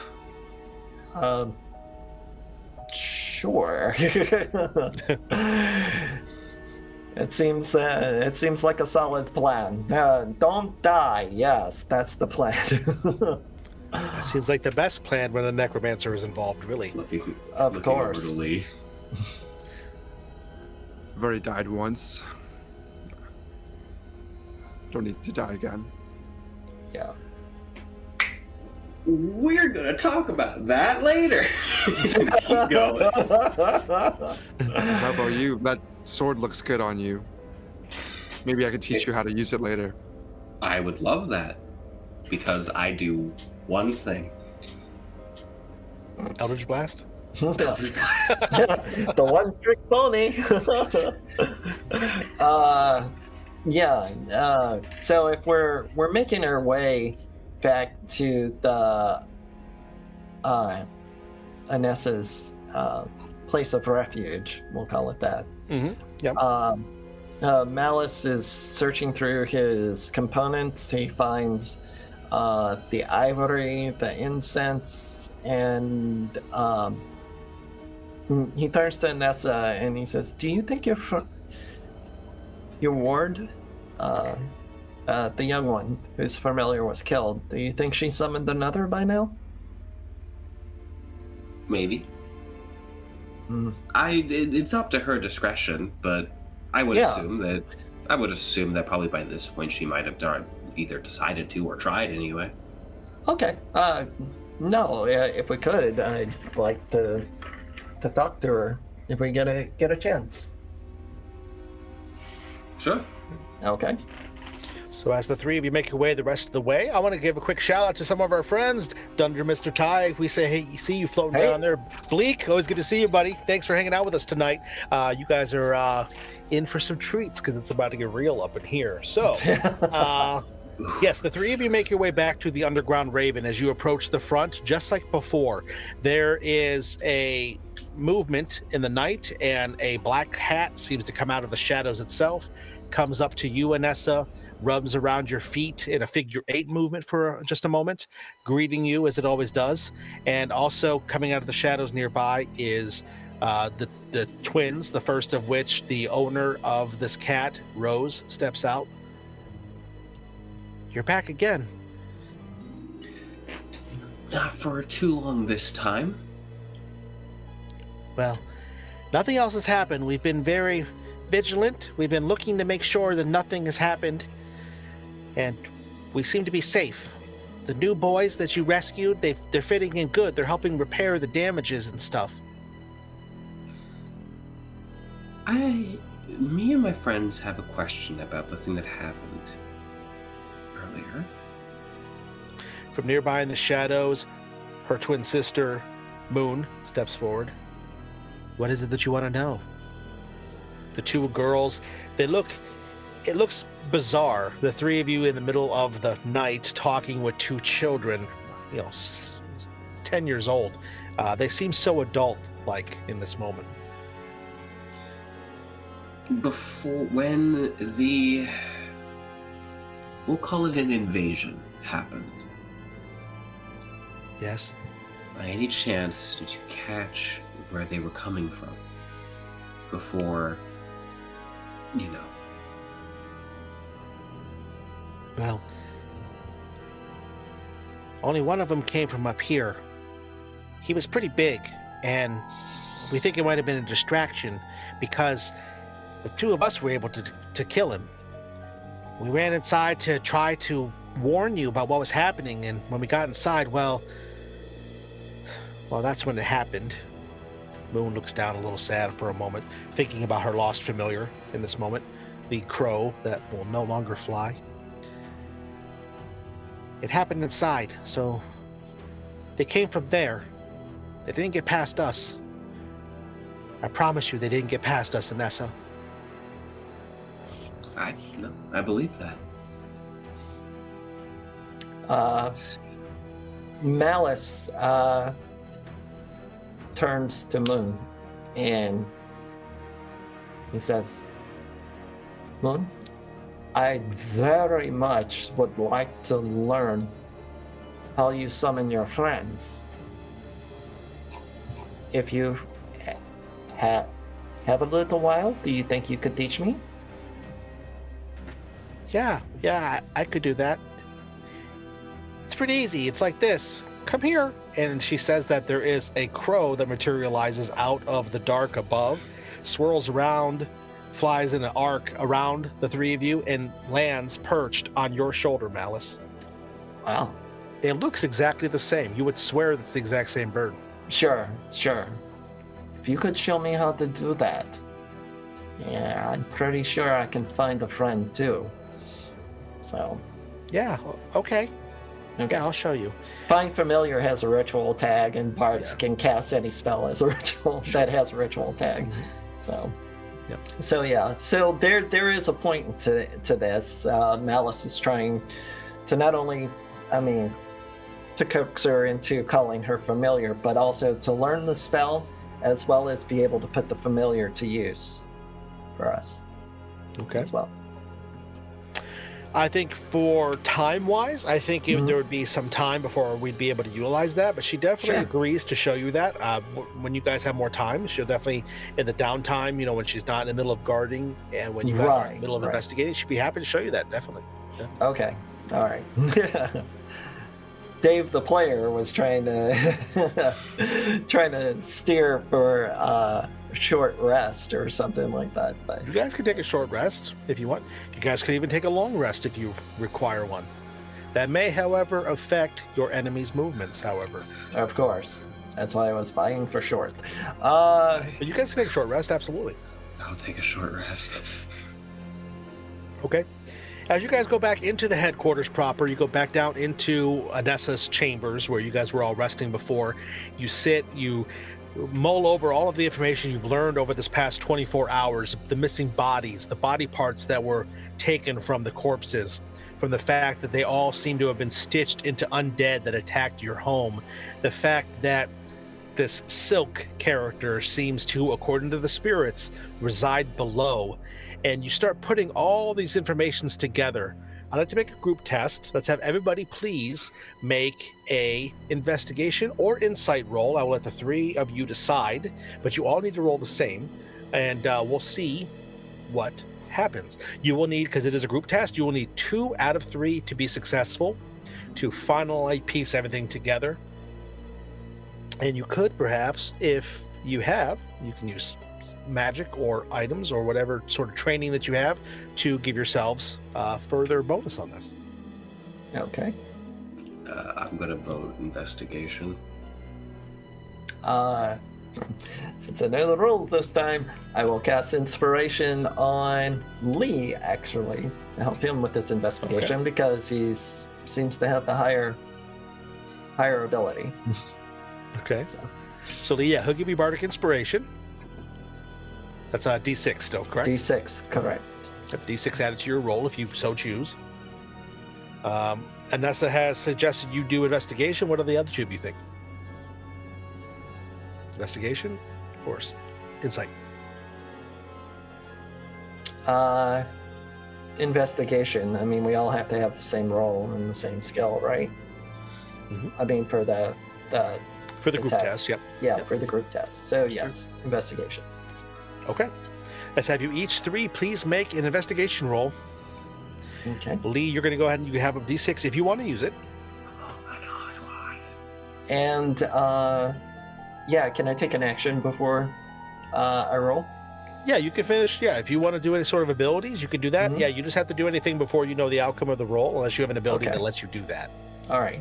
I will call out to the spirits around me, and I will cast Borrowed Knowledge, and Oh, I okay. will call for the bonus to from Borrowed Knowledge to Investigation. So that'll be my proficiency added on top of the roll. So. Okay. So yes, Malice, you pull out that stringed instrument that you have. You start to play it in a somber tone. It seems to be ambience that adds to the three of you sitting here in Anessa's chamber. And there is this, the sound of the dance macabre as it dances across the night. As you hear it, it plays and it bolsters you in this moment. Let's go ahead and have you roll first then, unless there's anything else anybody would like to do. Okay, let's have you roll first then, Malice. Let's do it. Investigation test with your Okay. proficiency bonus. 15 plus 3 is 18, and then 2 on top of that, so 20.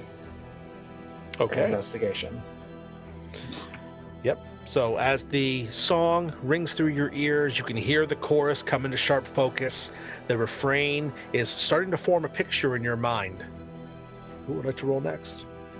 Sorry for setting the bar so high. I didn't expect to get that high.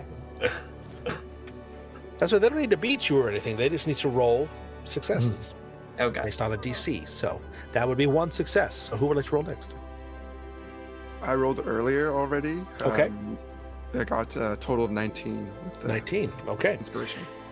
Absolutely. Yeah. And you think over the information, you think about the fact that, yes, they would need a place where they could be secretive, a place where they would be able to create these bodies, a place that would be connected. And there is a picture that starts to form into your mind as well, different than the one that Malice is gleaning. This is more of just regular tactical know-how of knowing what's going on. Go ahead and roll, Anessa. I rolled You guys do an have 2 11. successes already, but if you get all 3, I will give you a bonus bit of information. I rolled an 11. An 11. Okay. And Anessa, all of the information that's been going on, the thoughts, the attacks against the children, the very thought of your home being attacked, it is almost too much for you to process. But something springs to mind within the three of you. Malice, you see almost a vision of something elsewhere, a song as it bounces across walls that are wet, water that trickles down and goes into eddies of water, deep, dank water below. Lee, it makes perfectly good sense to you. There's one thing here in the city that all of these buildings would need: the sewers. And Anessa, you recall, just down the hall outside of your main chambers, there is a portal of sorts, a round opening that you once closed up because you were afraid the children might get lost within it, an opening to the sewers. You guys didn't think to investigate it during the attack or after, but in this moment, you stand, you walk out of the room, and you make your way to it, and you do in fact find that the bricks that you have mortared over it have been destroyed and burst out. It would seem that this was the entryway for the undead when they attacked your home. You know that they'd have to be nearby because the undead, even though they're no longer living, they're not going to be able to exist for that long because of the way that they were brought back. So this could perhaps be the first steps of the final leg of your journey. And as you look in that dark opening that leads into the sewers below, all three of you get a chill that runs up your spine. You swear that there is a song that plays. And in that moment, let's go ahead. Let's take a step back out of the story. Let's take a quick break. Before our heroes venture into the final leg of their journey into the lair of the necromancer Silk to find out what exactly it is that she wants with these body parts and what dangers will ensue, let's take a break. So we're going to take 5 minutes. Please, yourselves go take a break. Go to the bathroom, grab a drink, grab a snack, and ready yourselves for this epic conclusion. So thank you so much. We'll see you in 5.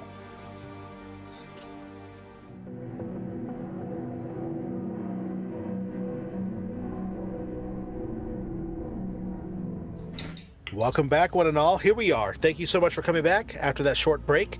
Our heroes have bested all of the things thrown at them to try to determine what exactly has caused the creeping death to occur here within the city of Mandulia's Rock. Strange corpse crafting caused by a necromancer with nefarious purposes. Now our heroes have found the entrance to this necromancer's lair, and as we come back in, the three of you move through darkness. Not so dark that you can't see, but the presence here gets more and more ominous the further you transcend into the sewers.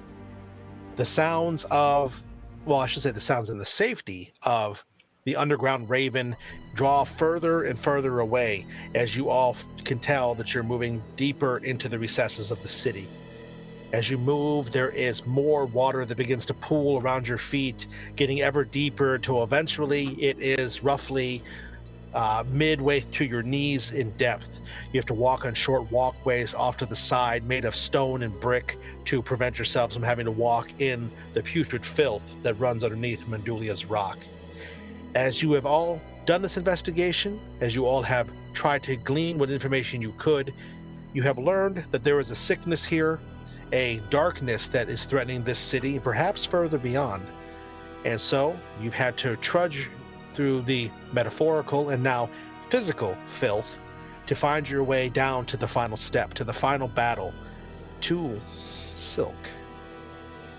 As the three of you march further down into the sewers, there is, as I mentioned before, a strange, ominous song that you can now tell is getting more and more pronounced the further into the sewers that you go. Because of its sound, because of the fact that you all can hear it so well, it's actually making it very easy to move through and to find where its source is from. At first, Malice, you thought this was something of the dance macabre, that strange music of the undeath that you hear and sometimes feel its touch upon you. But no, this is something else, because your companions both sense it as well.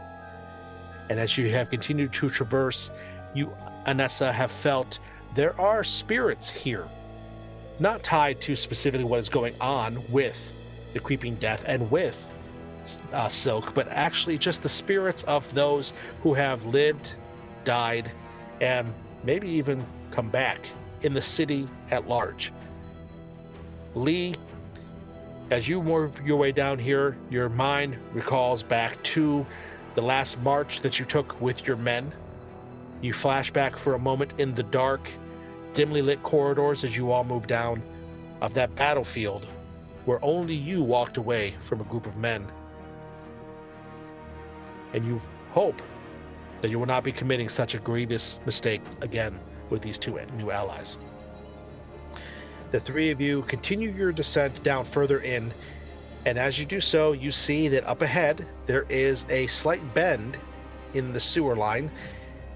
It leads to a side corridor that you cannot entirely see, and in this moment, the song continues to be pronounced, and now there seems to be a voice that trickles on the distant sounds and echoes of these hallways as well.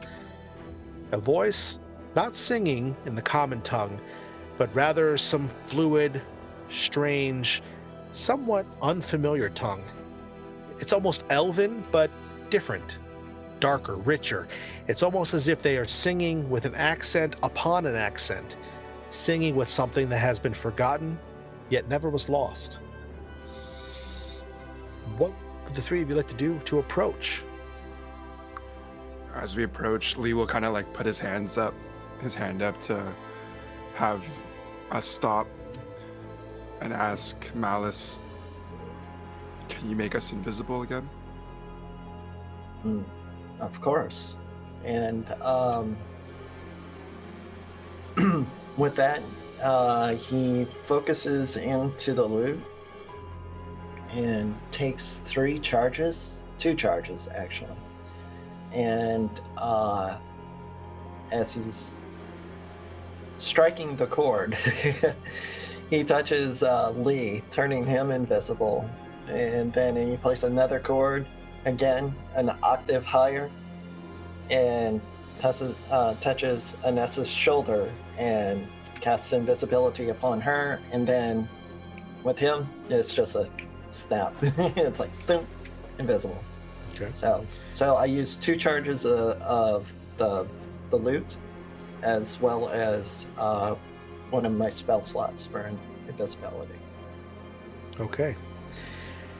Your concentration is stretched to the max as you play the song and also feel your own inner power, your own dance macabre, the part of your being that gives you your magical essence. And you stretch it thin, but it should be enough for now. What do the other 2 of you do?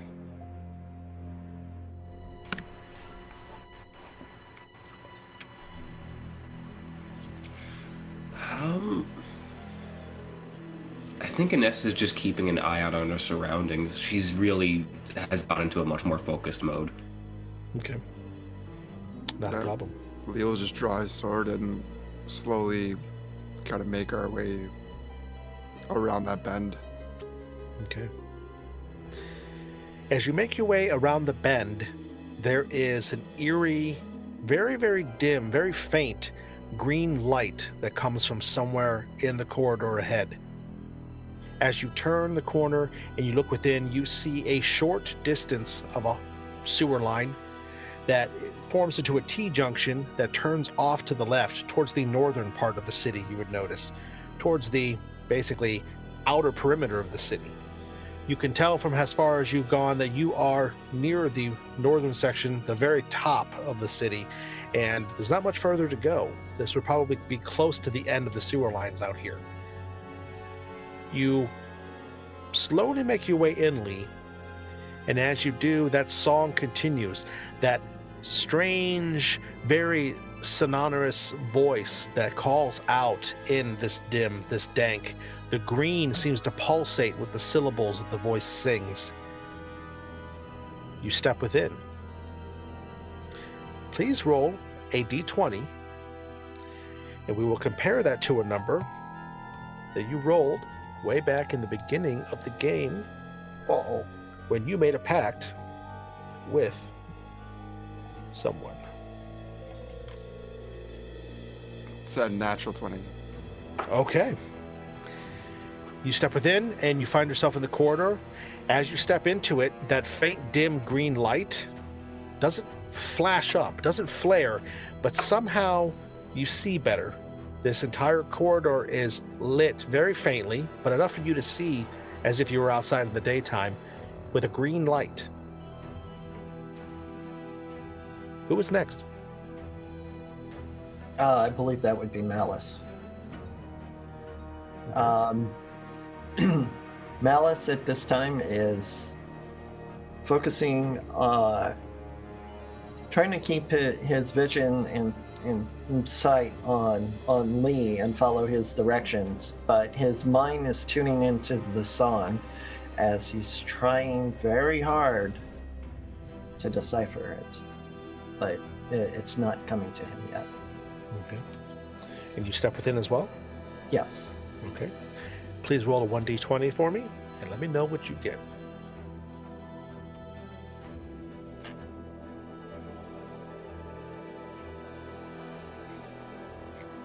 Okay, that is an 8. 8. Okay. You step into the corridor and you also see the light rush up to give you all a little bit of an illuminance down here. However, the light is almost painful to your eyes. It's almost like staring at the sun a little too closely. Okay. The sun You don't really actually know what that is, what it would look like, but you know that the pain that you feel, the radiance of this moment would definitely be, at least from what you would gather from the stories you've heard of the sun, would be what it would feel like to stare at its presence. Of course. I'm making a note. I wince, yeah, of course, and it's like, but I still try to maintain my focus, on, how when you've gotten a bright flash in your eye, you can still make out what's in front of you, but it's all silhouetted and just light. Yeah, So, definitely, absolutely. that's You what try I'm to focus. Yeah, you try to focus through that din for sure. Nessa, you come in last, and as you do, please roll a 1d20 for me. Beep. Beep. Roll. 15. 15. As you step within, the light also comes up, but this time, unlike your two companions, you notice a few moments before they do that the singing, the song, as it were, stops. There is a music that trickles off behind it like a distant echo, and then you hear a voice from somewhere within the corridor. Won't you come in and play? I have been expecting you. Another mistress who commands friends, denizens of the night. Darkness made flesh. Do not be afraid. Anessa Gethsemane. I know precisely who you are and precisely what purpose you will serve.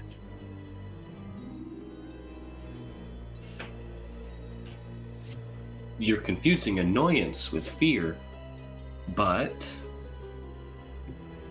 she gestures for the other two. You all three heard the voice, Okay, I was gonna but it ask. seemed that. to have been aimed at Anessa. She heard the music stop, so she heard the singing stop, and then the music, and then you guys heard it like a second later as the voice was speaking. Nessa's going to lean back to where she's between Lee and Malice and just, I am playing up my courage here, but I am honestly terrified.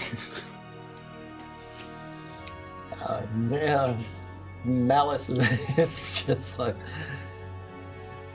I understand, and and that I will take a pause for a second, kind of give her a little encouragement, and at the same time give her a point of inspiration to hold on to. I think it lasts for a minute or something like The that. bardic inspiration? Yeah, It's 10 minutes, yeah. 10 minutes. Then, yeah, Okay. just in case. Sure. So yeah, I tried to instill a little confidence in her as I cast that. The most important Thumbs up. step is the first step, then the one after that.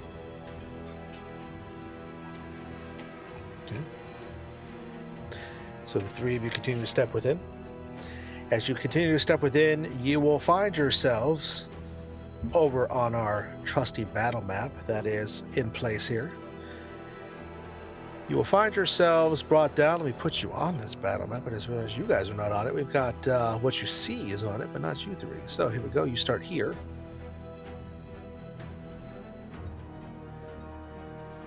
There we go.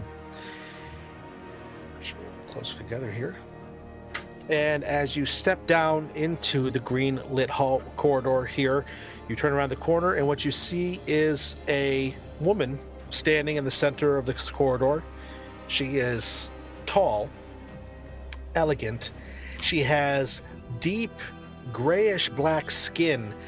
She looks like she is elven. She has elongated ears as well as those angular features that elves have. There is there is red hair that is tied up in a series of very intricate braids, hiding the tresses of them. She has a circlet upon her form as well, and you can see that she is dressed in all black. At another time, another place, this would be a beautiful woman who would perhaps be entertaining people. And maybe she's here to entertain you three. Well, she says, looking at the three of you, I expected that we would cross paths eventually, Anessa Gethsemane. For the path of the Eldritch has touched you, as well as those children that you hold so dear. But I did not expect to see a wandering minstrel hiding a dark ancestry indeed.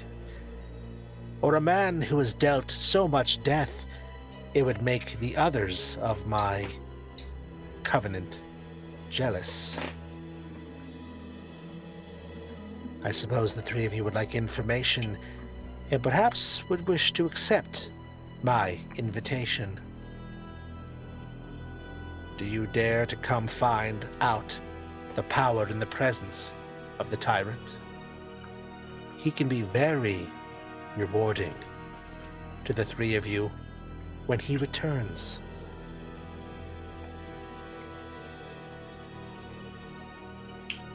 Here. I feel like you're preaching to the converted here. You sent monsters to my house to harm some of my children. You're bringing misfortune to people of lesser fortune's doorsteps. You're...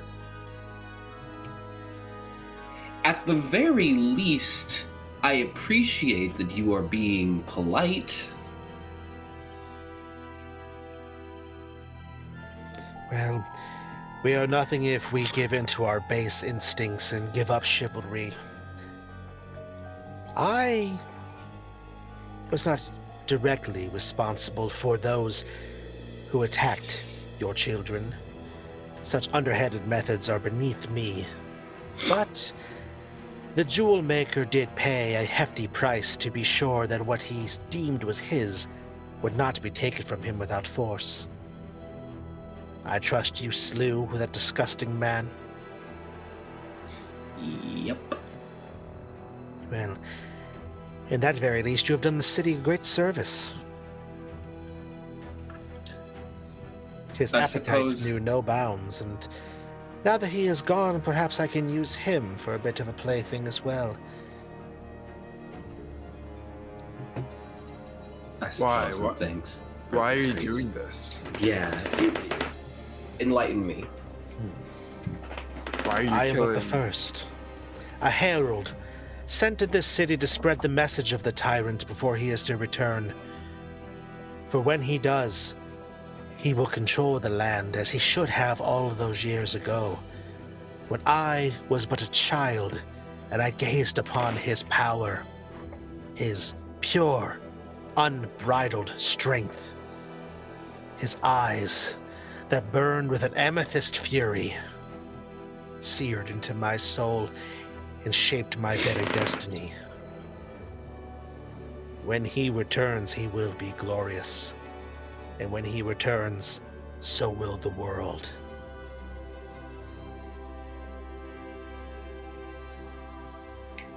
Why target those innocent people? Why them? No one is ever truly innocent in Mandulia's rock. You would know this if you were here for longer than the day and a half that you have been. I could show you what I needed their parts for if you'd like to see. But I can suffice it to say that although his power is great, when the tyrant first returns, he will need a vessel to do so. I am crafting it for him, and he will look upon me favorably. You said for the world to return. You're talking about the world that rejected you and sent your people underground?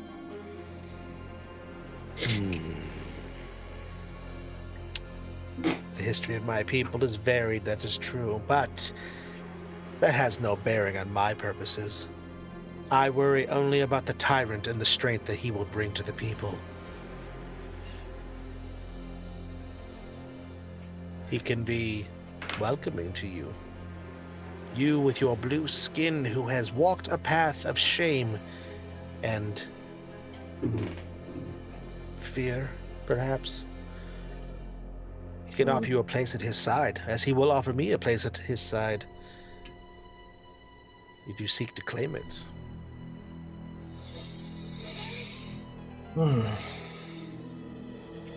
As tempting as an offer that is, but have you know, it wasn't fear, it was false pride.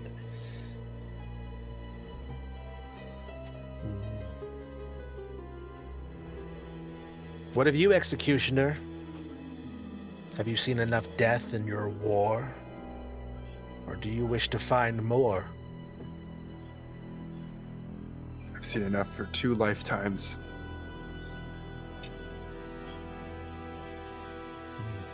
I would like to pick your brain about that sometime. What's the cost? The cost of serving the tyrant? Yes. Nothing you haven't already sold, Executioner.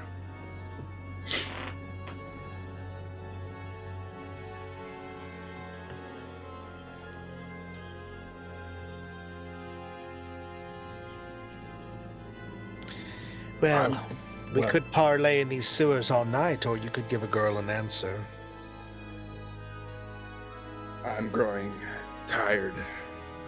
Tired of this, tired of killing, tired of life. What, we stop you and then he comes anyways? We stop you, he doesn't come? What do we have to do here? If you wish to no longer deal with life, I can see that done. I can find a place for you at my side if you do not wish to be at the tyrant's side. You will serve her nonetheless. Are we to war then, Executioner? Minstrel? Malice leads into to Lee, and he's just like, I don't think you want to pay this price, my friend. As I don't think your second death will go as good as your first. Anessa casually withdraws the longsword, and she holds it backhanded so that the blade extends along the upper arm. The last time that anyone made deals on my behalf with some necromantic spirit, I got stuck with over 1,000 voices in my head. So, suffice it to say, this just sounds like another bad deal. Well, I have heard tale of that. I know who did that to you. I could offer you that information if you want it. But you must stand by my side and help me bring the tyrant into being. I think you misunderstand something about me. I'm the one that actually runs this place. I don't stand by anyone's side.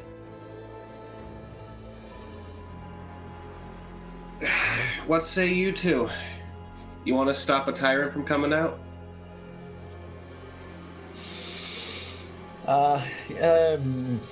Malice takes a breath, but the scent of this place does not agree with him. It is pungent or whatever, and he's just like, I grow weary of this. But we still must continue the dance. So, let's dance.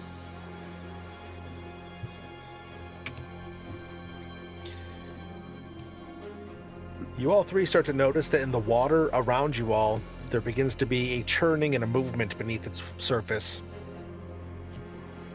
As Silk stares at the three of you.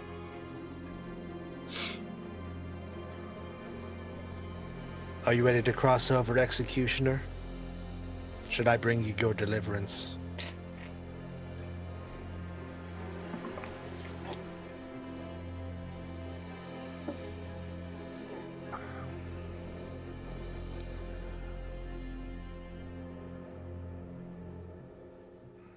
No. One death to save the lives of many.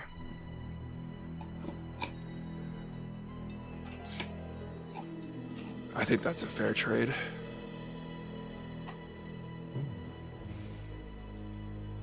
Interesting.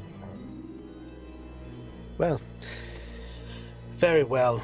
And with that, you see the churning in the water begins to get more abrupt, and then you see that there are heads that start to rise up out of the water. Undead creatures that begin to step up out of the slinky waves beneath.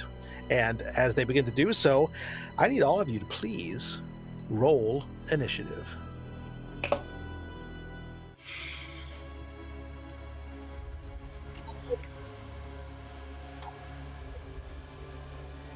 Okay, I'll live with that.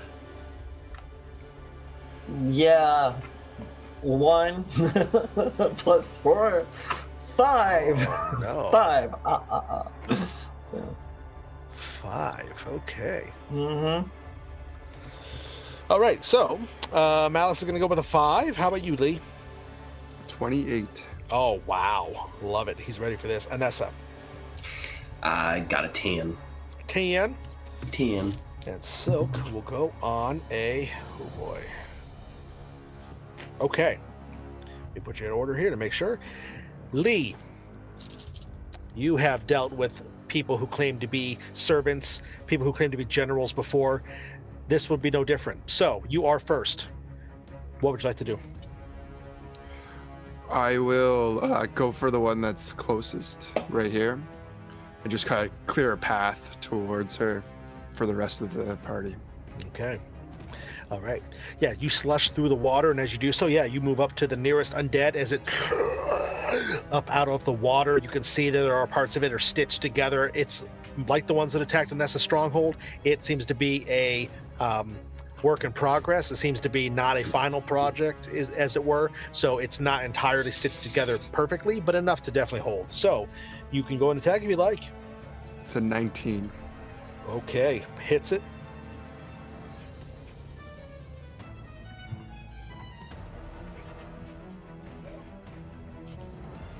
7 plus 7, so 14. Is that right? Ooh. And as you hack into it, you lob its head clean off of its body. It spirals and bloop into the water next to it. So, Silk, seeing that this is happening, is going to just grin.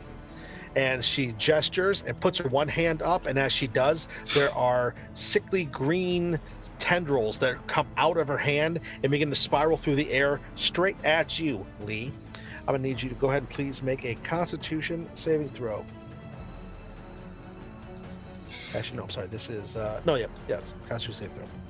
While that is happening, just for my own clarification, is the sword that I have just a regular long sword?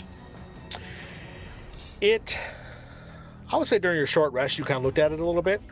You can tell that it feels like a longsword, but yeah, it's got these weird serrated edges on it. It seems to be a little bit different than a longsword. You're not really sure how. Seem to have some sort of faint magical energy on it. For use of sticking it in my inventory to potentially use it. Right? Is it just a longsword? Or is it a plus Real one? quick, we'll say you had done this during the short rest, but go ahead and make an Arcana check for me. Cool. Yeet. 13. 13. You can tell it does something else, but you're not able to do that right now. You maybe might need to spend some more time with it, and maybe, I don't know, attune yourself to it. Do you think you would have done that during the short rest? If she detected that it had any magical essence, she would have probably attuned. Okay. It is a longsword that basically does the damage of a greatsword. And also, you can once per day, or in Nier's Notte Eterna's world, once per night, you can actually use it to inflict an effect on somebody that can deal extra damage. That's probably what happened to your companion during the fight. It's not really poison, but it's kind of like a similar poisonous type of effect. Noted. So, Yeah, we'll say that you have that then. So I'm sorry, Lee. What was your save? It was a 4. Okay. Lee, as the tendrils come out, they squirm and writhe through the air. They snap out 1, 2, 3 across your face, your neck, your chest. And as they hit you, you're going to take 9 points of acid damage as you feel them burn and singe into you. Part of your beard is melting and boiling underneath the strain of it. And then Silk is going to take a few steps back to be behind one of her undead creatures that has fully emerged up out of the stinky water. Anessa, it is your turn. You do have that longsword in hand because you were pointing at her with it. She's going to slightly switch the stance and to see where people are. Cool. Is this a wall? That is like a board, like a walkway to walk up out of the water.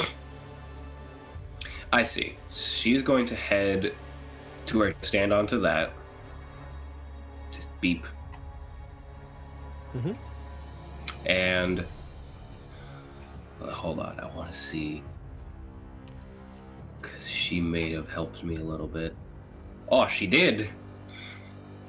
So right here, I'm going to swing the longsword forward, and as energy arcs along it, it's going to fire out. And this is how we always start fights whenever there's a group of people casting Shatter. Okay. So it's gonna be her and what's the range on it? How It's far 10 feet, so it is her and both zombos. Very cool. I'll make just one check for the two of them, so they're going to share the same result, and then she'll make one. All right. She is going to have a 19, and they are both going to have a 7. They fail. She passes. 3d8s. Okay. 10 damage to the two zombos, 5 to her. Okay. She's going to make a check real quick. She maintains her concentration on some effect that is going on in the sewer that the three of you are not aware of right now, but she maintains her concentration. Yeah, the two zombies, you see that they actually, much like they did before when you used the spell on them when they attacked your stronghold, you see the stitching and the connective tissue of their joints where they've been sewn back together starts to pop and wither and shrink away, and parts of them boom, boom, splash off into the water below, and you see that the one that is behind her, that is within that close range, it actually drops back down into the stinky water. The one that is in front of her, it starts to drop, and you see it kind of sway for a second, and then there's something that flickers across it, and it slowly stands back up. And then it is going to be Malice's turn. Okay.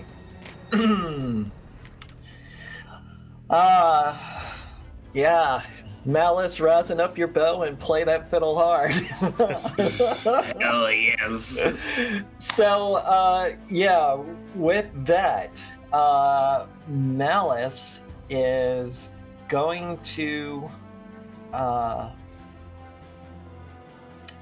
to say, cast protection from evil and good on himself. Okay. And that is his action, and his movement. He takes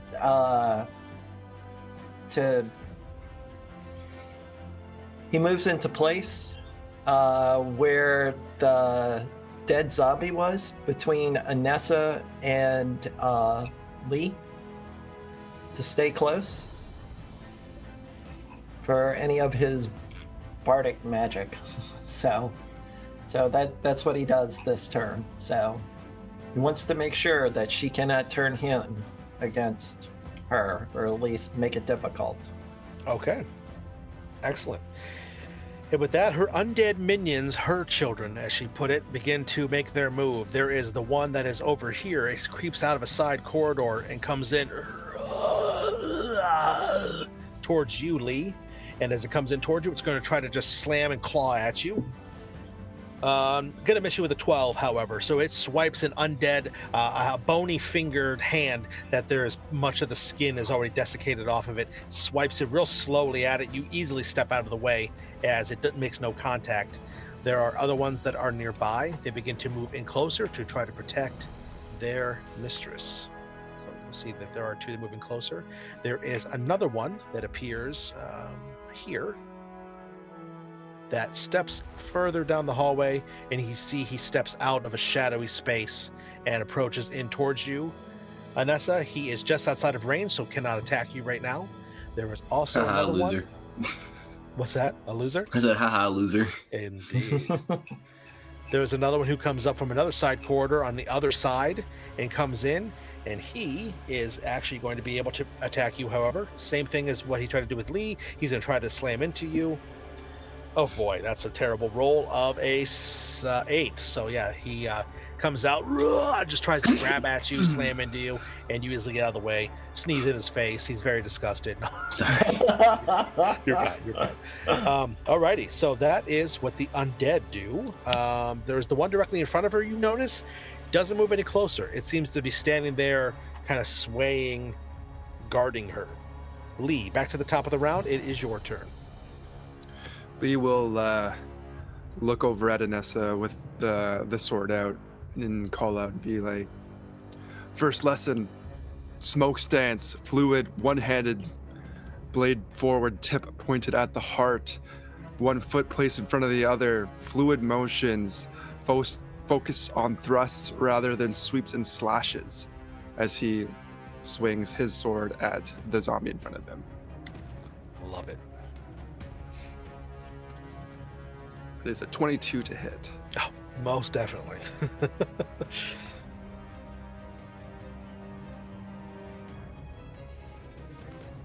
8 plus 7, so 15.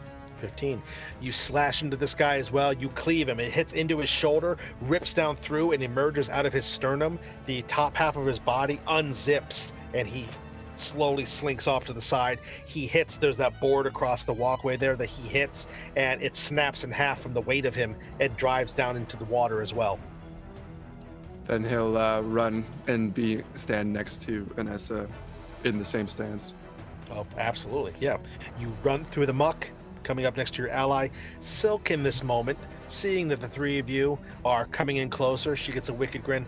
Oh, we moved together so nicely. Thank you for that. I need all three of you to please make either a Constitution or a Wisdom saving throw, whichever is better for you. Please announce what it is so I can describe effectively what happens if you pass or fail. Malice rolls Wisdom save, 23. Wisdom save. Okay, so we have Anessa with a Wisdom save of 23. Wisdom save for me, total 9. Wisdom of 9 for you. And Malice, what you get? Same. 9. 9 Wisdom as well? Mm-hmm. Okay.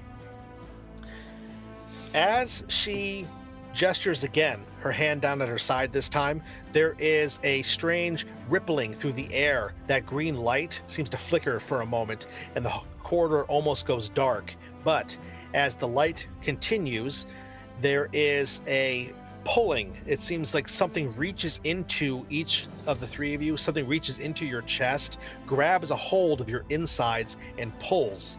Anessa, you have enough wherewithal and inner strength to resist its effect, partially anyway. However, Lee and Malice, you both feel something get ripped out of the inside of you, and it's pain that is fleeting as well as it is lingering. So it's going to be both of you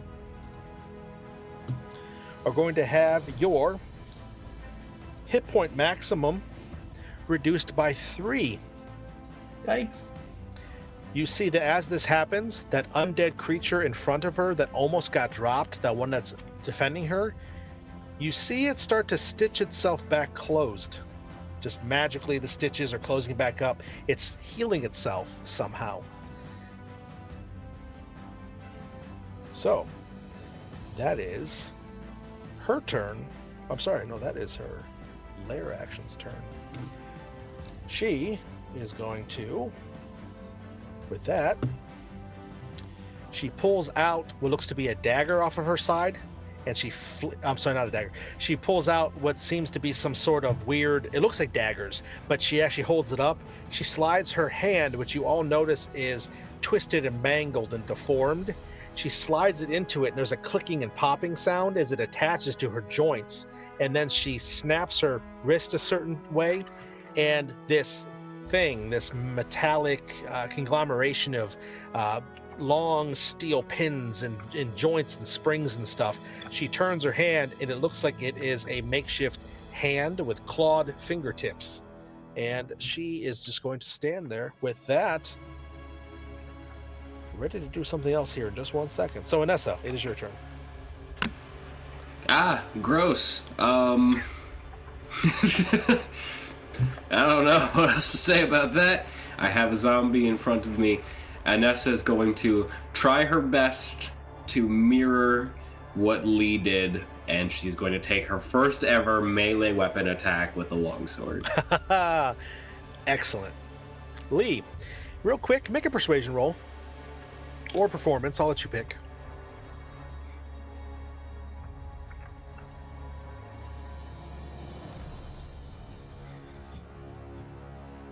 It's a 14. 14. For this attack, Inessa, go ahead and give yourself a +2. That means I have a +1 on this attack. Yeah! Yes! 14. Against the undead? No, wait, no, 15. 15, my bad. 15 against the undead will hit. Against the undead. It will hit. Cool. It's one-handed because she hasn't grabbed it with both hands because she needs it for spells. Sure. Swing. 2. Hey, it's okay. Still damage. All right. Actually, I wonder. Hold on. Mm-hmm. Does that work with?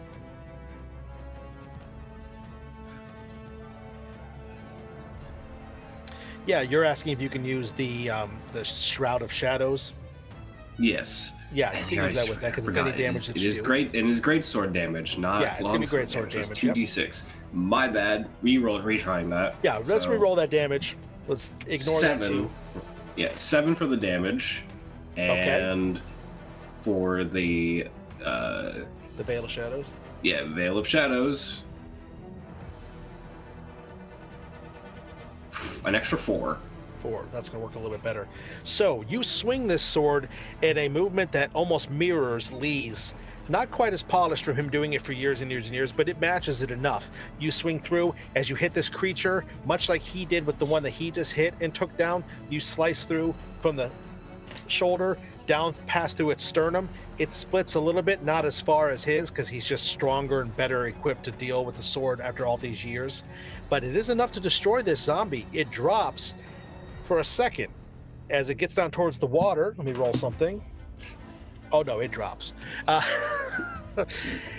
It looks for a second like it's going to try to stand back up, but it drops the rest of the way into the muck below. Very cool. I love it. And Malice, it's going to be your turn. Yes.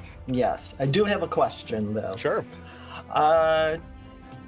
Malice's dance, can that be used or in play for this encounter? You can attempt to call upon that, sure. Okay. This entire time that you guys have been fighting, the Dance Macabre has been playing. You can hear it echoing and pounding in your eardrums. You can hear it getting stronger. You can feel it calling to you. You can feel your body moving in rhythm with it, whether you want it to or not. Malice, make a wisdom check. Do you have, well, let's see. Do you have, you know what? Let's do wisdom. Do you have proficiency in wisdom saving throws? I I would assume not as a bard, but I don't want to assume. No, not as a bard. Okay, that's fine. No. Just go ahead and roll it. Just a regular wisdom check. Just roll it straight. Okay. Wisdom. Okay.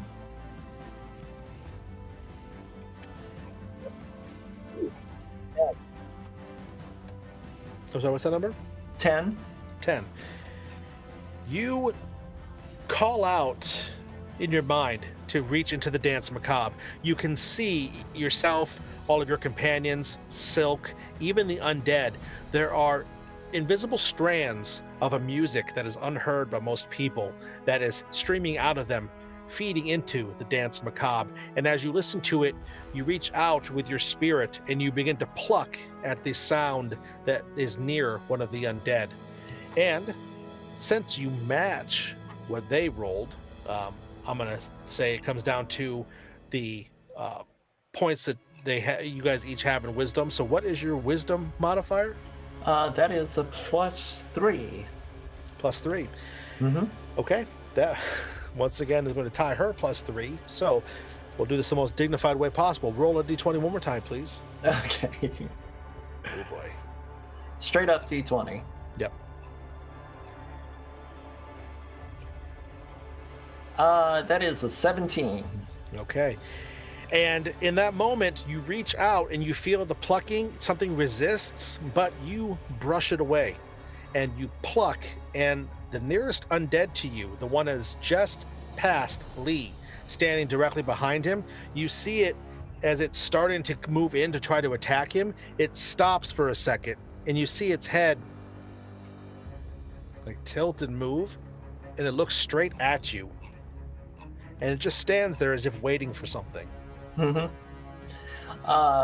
Like we discussed, Malice's his loot is also bowable.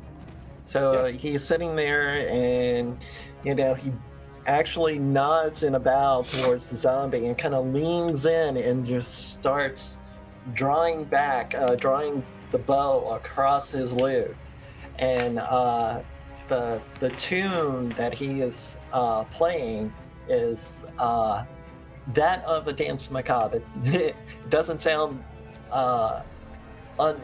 it kind of sounds like music by Apocalyptica, which is cello, but Metallica for some reason, and it's the Unforgiven. I love it. Yeah, I love it.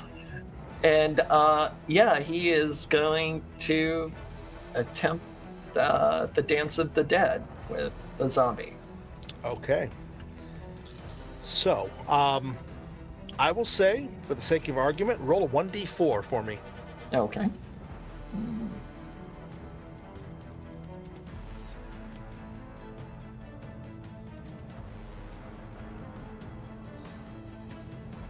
That is a 3. Okay. Thank you.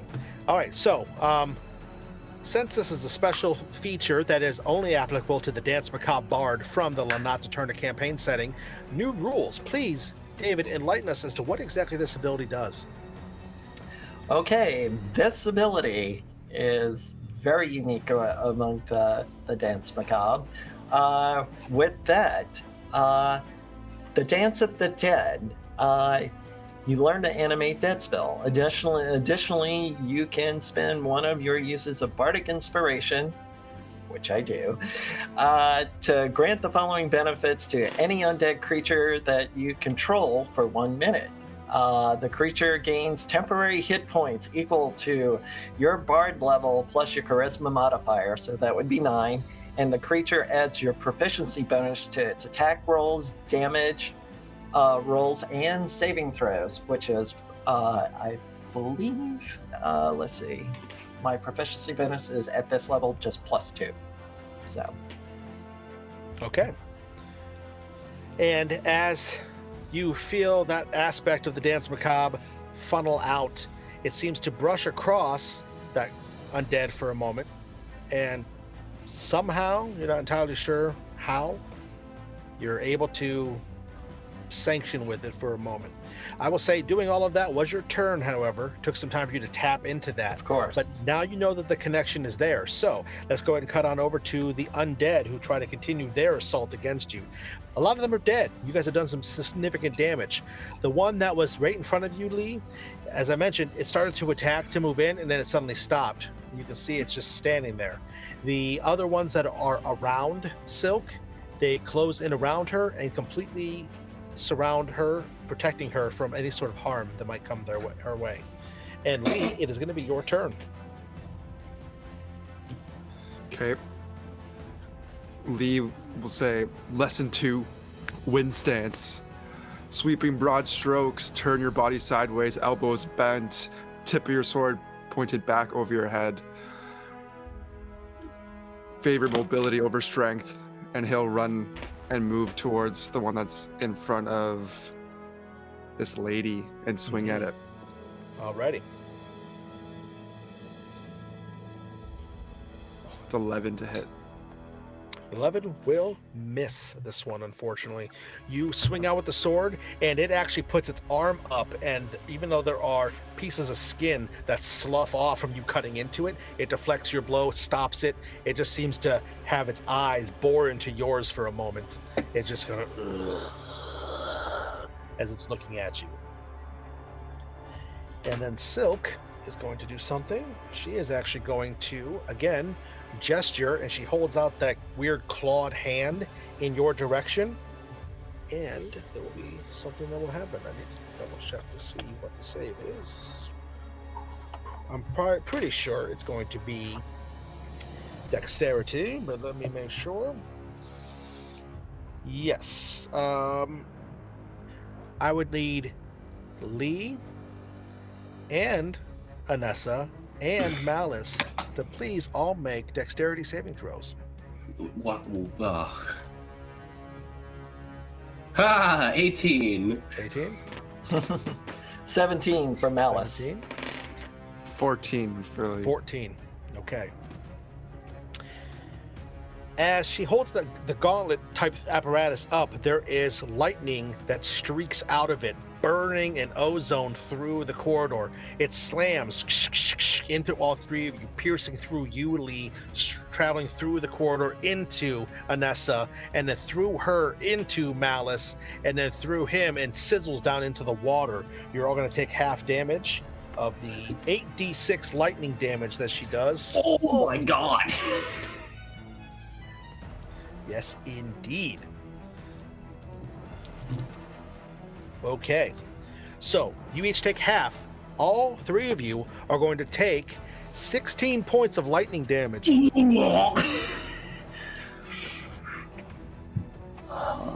can't believe I actually have to use this. So that will reduce me to 0.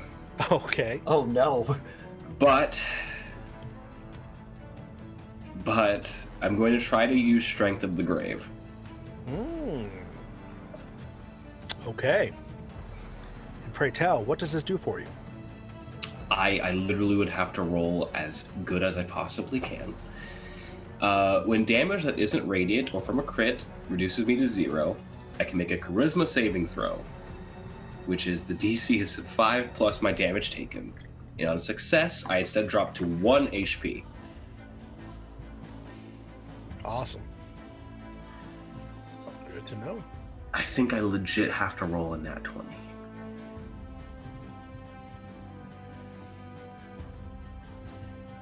Because that was, what, 16? So I had to get 21, so I'd have to roll, at minimum, I have to roll a 17. Has it been 10 minutes, Kev, since I cast that inspiration on her? The Bardic Inspiration, I believe you gave that to Lee, correct? Oh, no, I thought I gave it to Anessa because she was being talked to by Silk in her head before the encounter. Oh, yes, that's right. Yep. I had forgotten about that. Yep. Yeah, so you do have a Bardic Inspiration if you want to use it.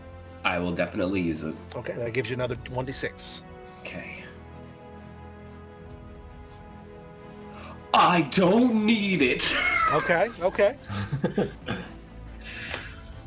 Oh, I'm at 1. Okay. And as the lightning sizzles through you all, Anessa, you waver, you drop to a knee, and in that moment, you put your hand down to support yourself. But it's not your hand that makes contact with the bottom of the muck it is that sword that holds you aloft so you don't fall into the muck water. And in that moment, you breathe deeply, your hair sizzles and goes back down to normal from the very frayed out look that it gained from all the electricity surging through it. And you slowly look up.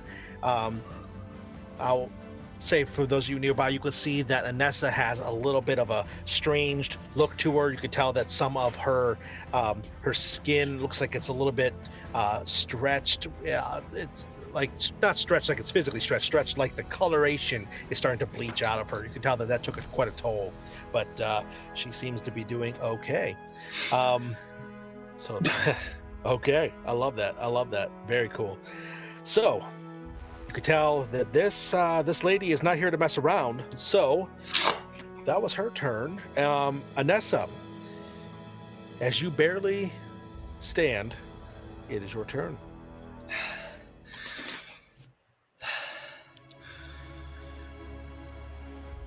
I hate you. And I'm going to cast Shatter because there's 4 people that I can hit. Okay. So you're going to position that in a way so you're going to hit her and 3 of her undead? I got position it like right here, so that'll hit all of them and her. Right. And not Lee. Yeah. That's what I was clarifying. Alright, so con save of 13. Okay, again, I'll roll the undead all Sarah one. They're going to fail with a 6. She, however, is going to get a 18. That's fine. I'll live with that. So they all take 12, she takes 6. Okay. She has to make a check. Feel it. And when she gets hit with that, excuse me, you can see she actually, and she actually grabs a hold of the zombie in front of her to steady herself. And as that happens, there is a flickering, and that green sickly light that's been illuminating the sewers this entire time flickers and fades and goes away to a regular kind of off-whitish kind of regular light. It's still enough for you all to see. It's dim light down here, but whatever she was doing is no longer happening. From that very effect, you see that the undead who was off to her left drops down into the water. Whatever was going on weakened it enough that it apparently just is no more. What's wrong, champion of the tyrant? Can't even finish off somebody that's supposed to be dead? And Malice. You hear the discordant song. Now there is a secondary instrument that plays in tune with it. It's coming from the direction of that undead. You know, because it's playing in rhythm, it has joined the dance macabre. And you know in this moment, you are the conductor. So what would you like to do? Okay. Yes, I will try to take command of the my zombified friend here and use its movement to come in front of Anessa. Okay. To kind of act as a shield. Okay. Yes, you control it. You're continuing to play the lute, and as it does so, you see it trudge through this muck, and it stands in front of you, Anessa. It looks at you, its eyes meet yours, and then it slowly turns a bodyguard of sorts against this woman who is assaulting you all. It continues to stand there until it's told to do otherwise. The one directly in front of Silk is going to attack you, Lee. With an 18. Okay. He claws out at you. You bring the sword up, and now as he tries to claw at you, you hack his hand free of his body. It slinks down, it bounces across your face and twirls down, and then there's a sploosh as it goes into the water. The one that is also up there with her, the other, so there's basically 2 in front of her, they're both going to attack you, Lee, because you're right there. Oh boy, this one, however, is going to get a natural 20. So,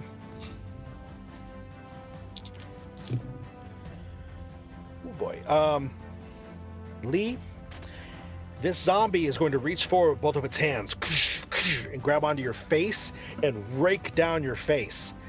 You are going to take, rolled really high, you're going to take 11 points of damage. Lee falls. Oh, okay. Okay.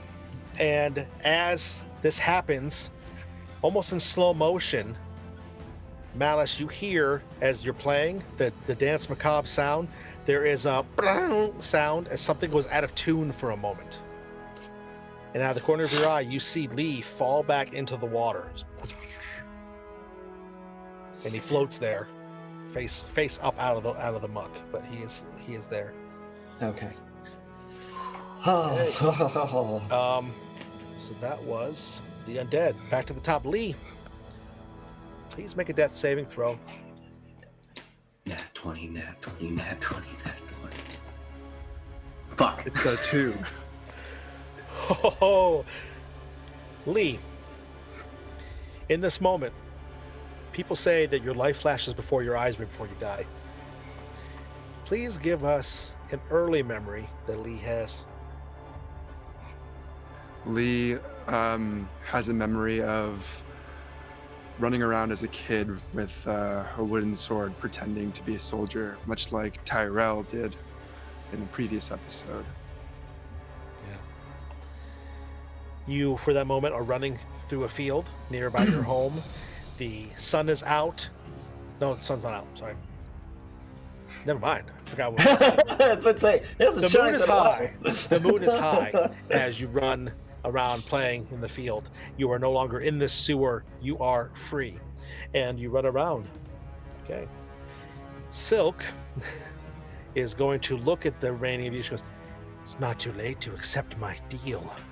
And you see the part of her skin is like stretching and kind of dropping a little bit.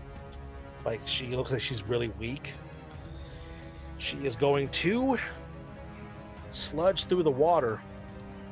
And she's going to start to reach down towards Lee, but then she stops. I don't need to do anything with that. And then she's going to raise her hand up, and she's going to cast a spell directly at you, Anessa. There's nothing to roll for magic missile, so Ah, you bitch. you are going to take 9 points of force damage. The force bolts slam into you. Yeah. Ah, she's down.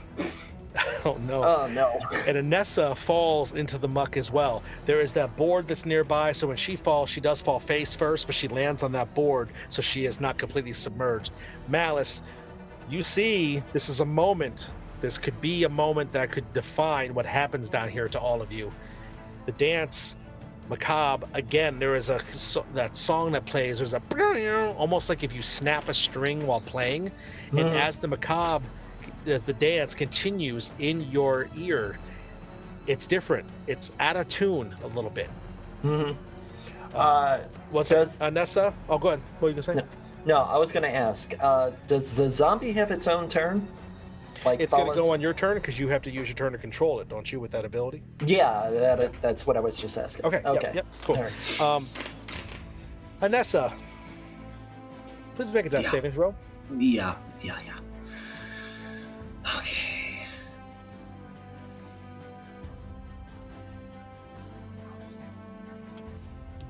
$16.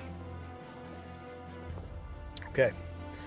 Anessa, what memory flashes to you right now?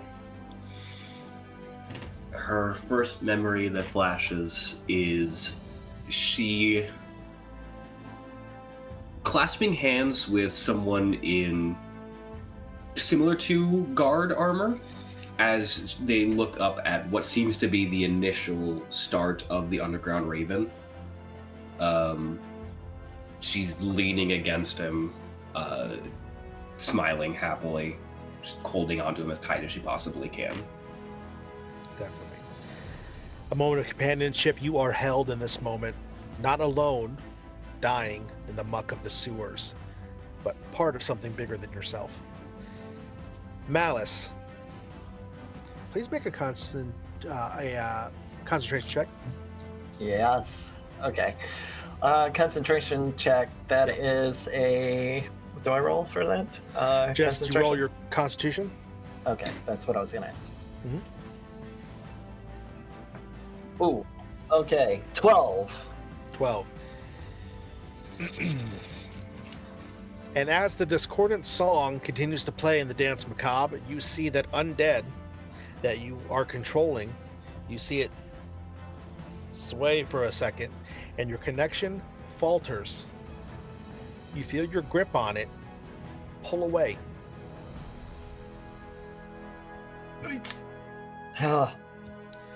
And it stops, and its head slowly looks up.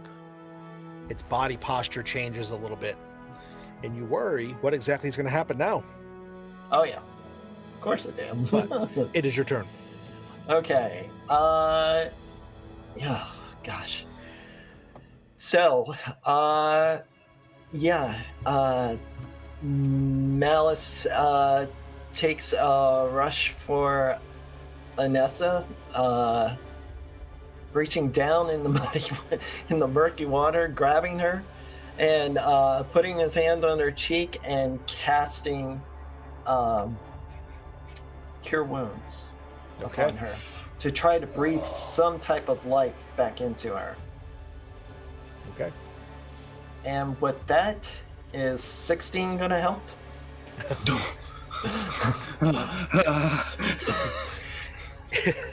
In your memory, Anessa, as you stand there arm in arm with your friend, there is a bright light from somewhere nearby that burns out the scene. And as you awaken, sore and tired, and oh, what's that smell? Oh yeah, you come to, and you are back.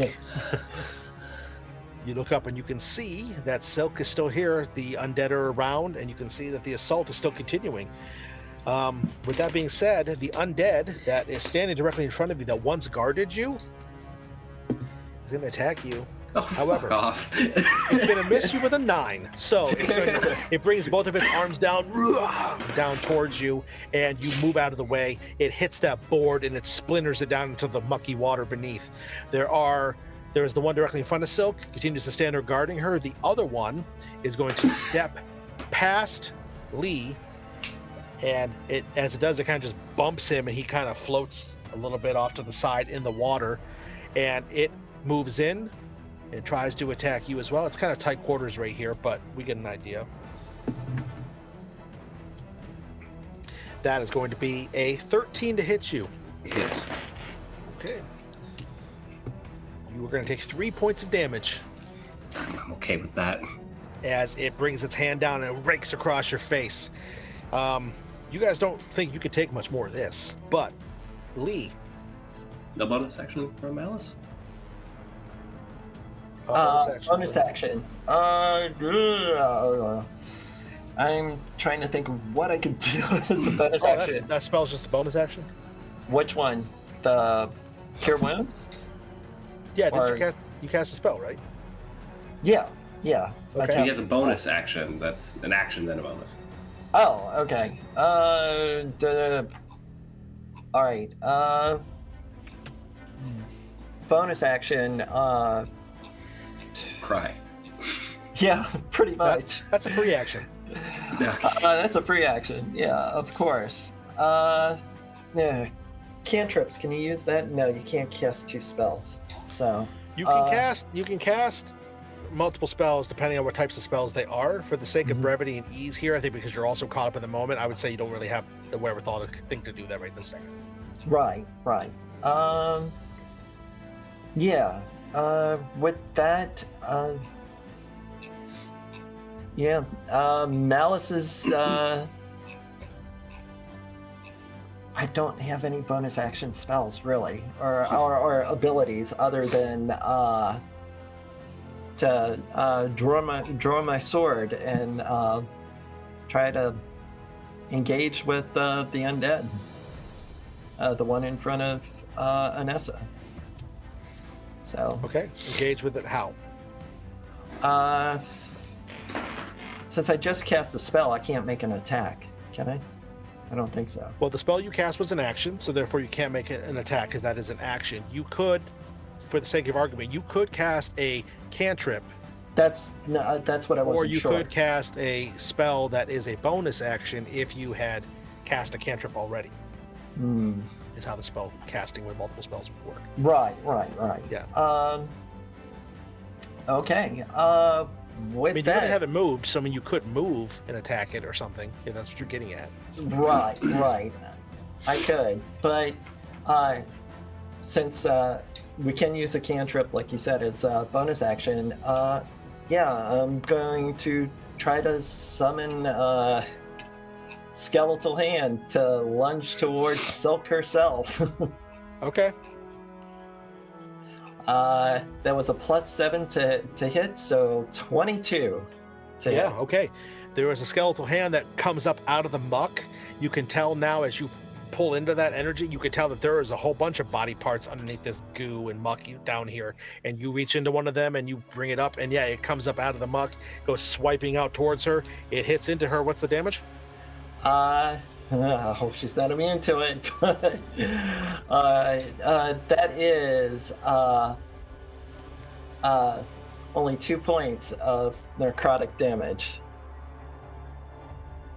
Okay. But she cannot take any healing this round, I believe. That's how Chill Touch works. All right, good to know. Good to know. She can't regain hit points until the start of her next turn. Gotcha. So that's it for your turn? Yes, that is my turn. Okay, very good. All right, cool. So back to the top, because the undead did go. Lee, please make another death saving throw. As you are down here in the muck, floating on the. It's another beams. 2. Oh my god. Oh god. Okay.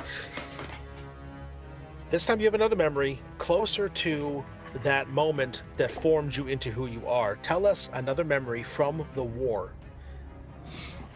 A positive memory, though.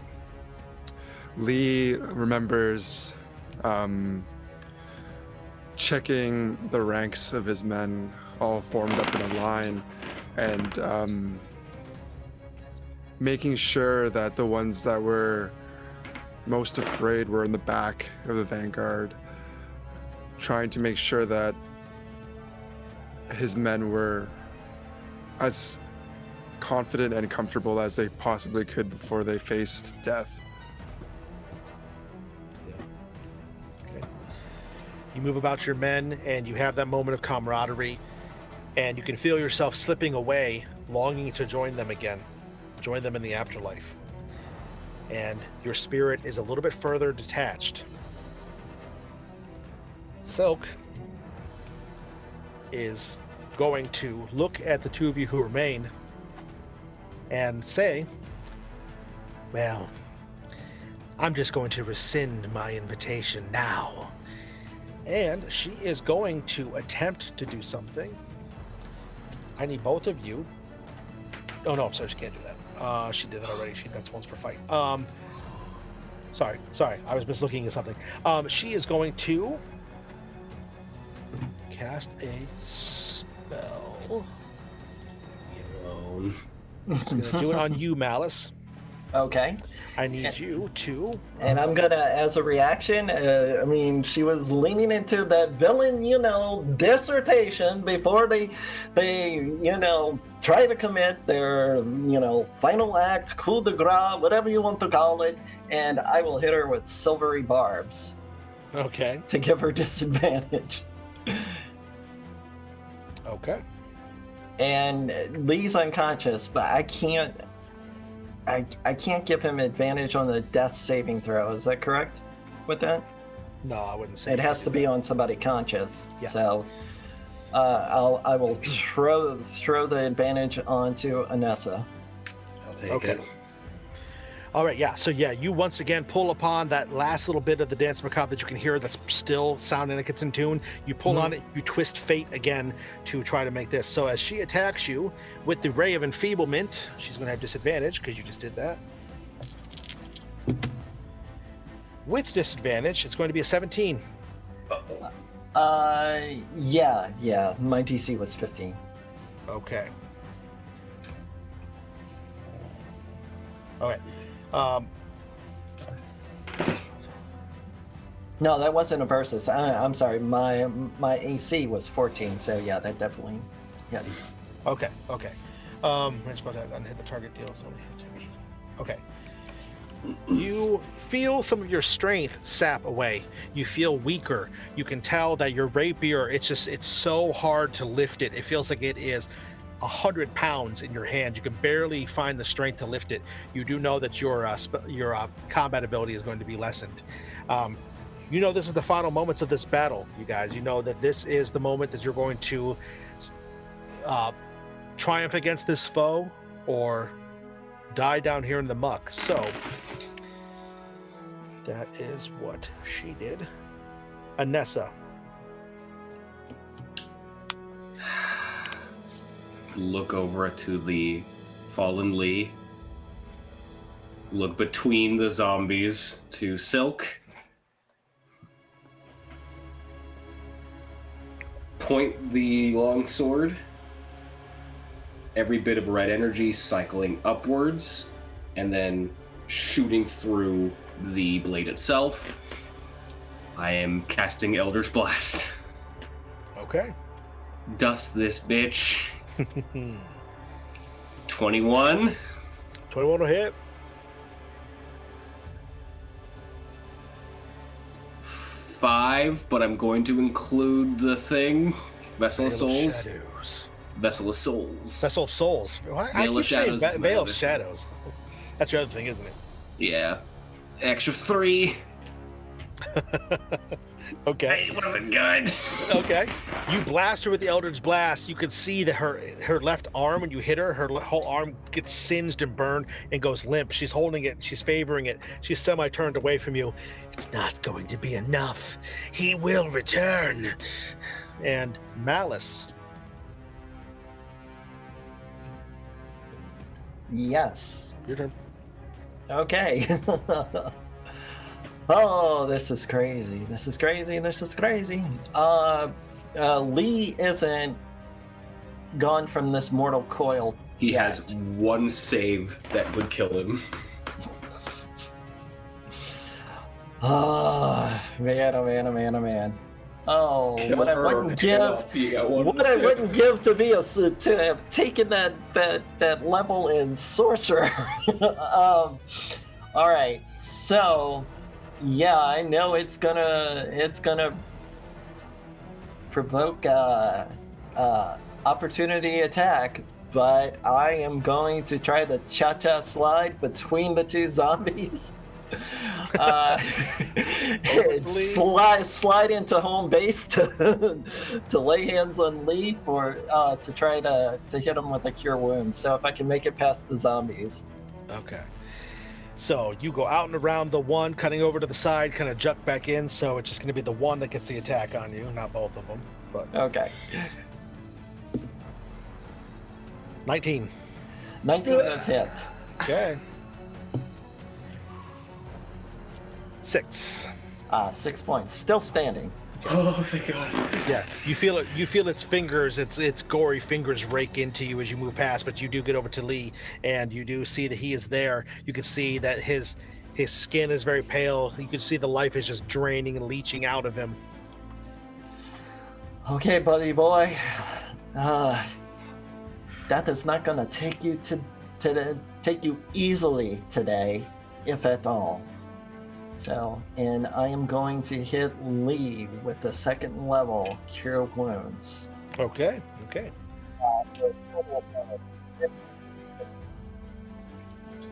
Could you repeat that for me? 15. Are you using a digital dice roller? Every time you roll, it gets like distorted for a second. So Oh, I am so sorry. that's okay. It's fine. I just didn't hear it well. 15 15. is the total of the hit points he's gonna get. Yeah. All right, Lee. Make them count. You are back.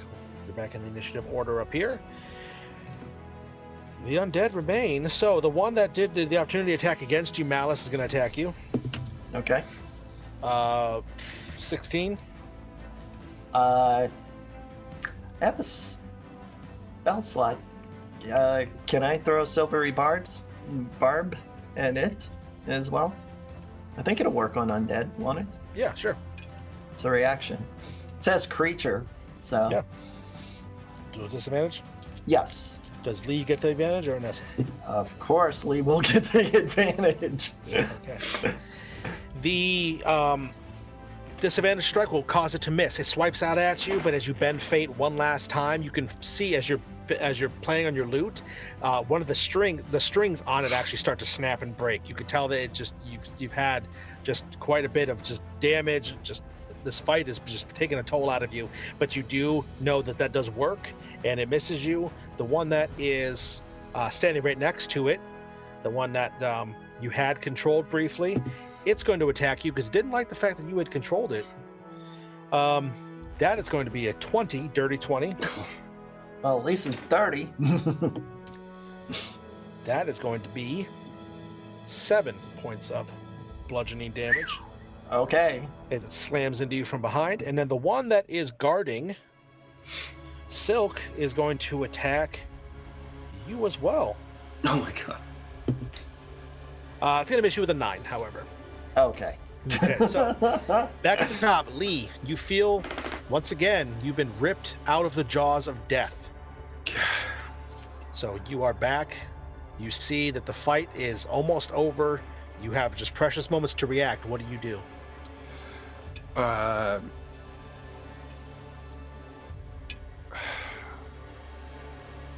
Just won't let him die, eh? Why can't I die?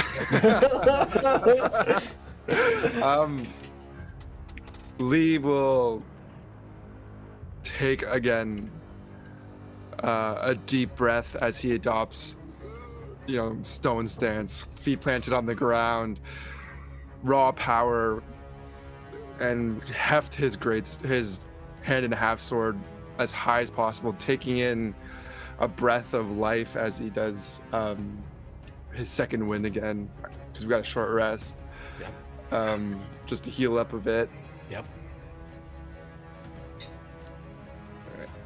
So he'll get 11 points of healing. Nice. Oh my god. Let's go.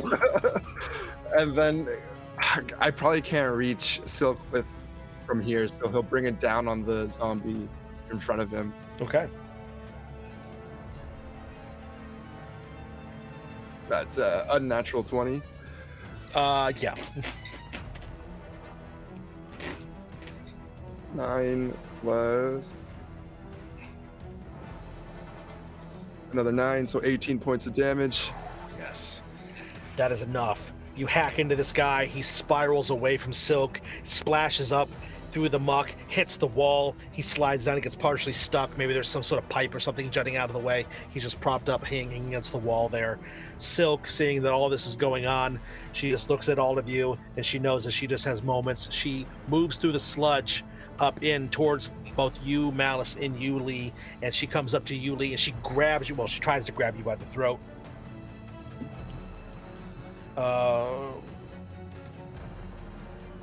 Yeah, you got to make a con save, please.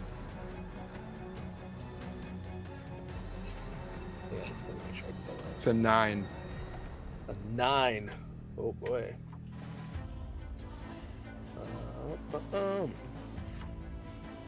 Yes. 9. Oh, there was no save. Okay, sorry, no save. It's just the attack. That's so weird you wouldn't have a save against this. Anyway, okay, so instead, let me roll to hit you. 19 to hit. 19 just hits. Okay. Oh boy. You're going to take 16 points of necrotic damage. As you see, her wounds, her arm that's all burnt and singed, seals up, fixes itself, still hanging limply at her side. Thank you. And then it is going to be Anessa's turn. Deep breath in.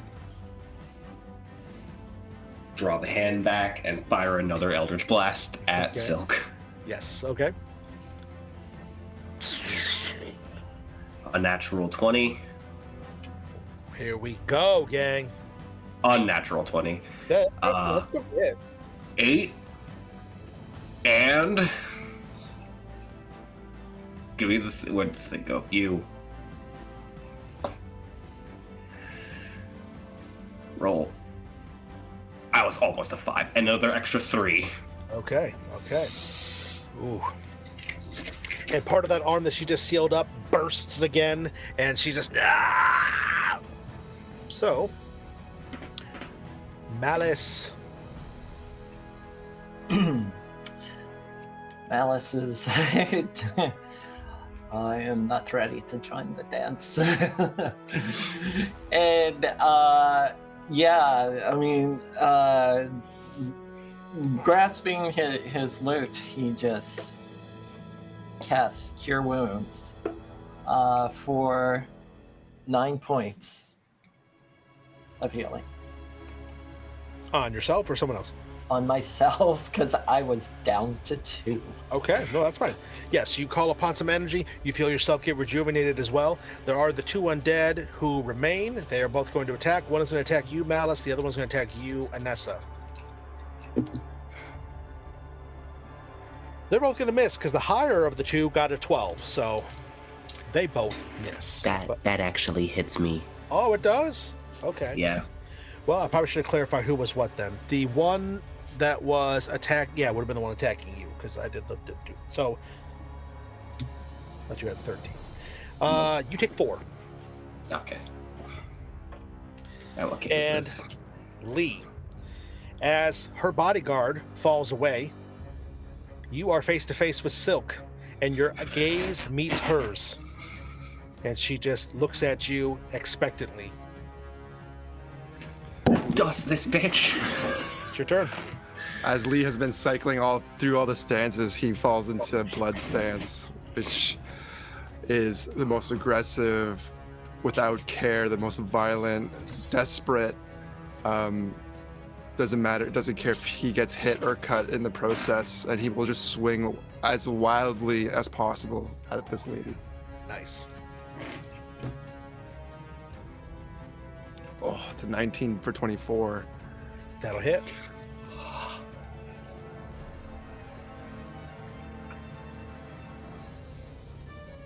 It's 9 plus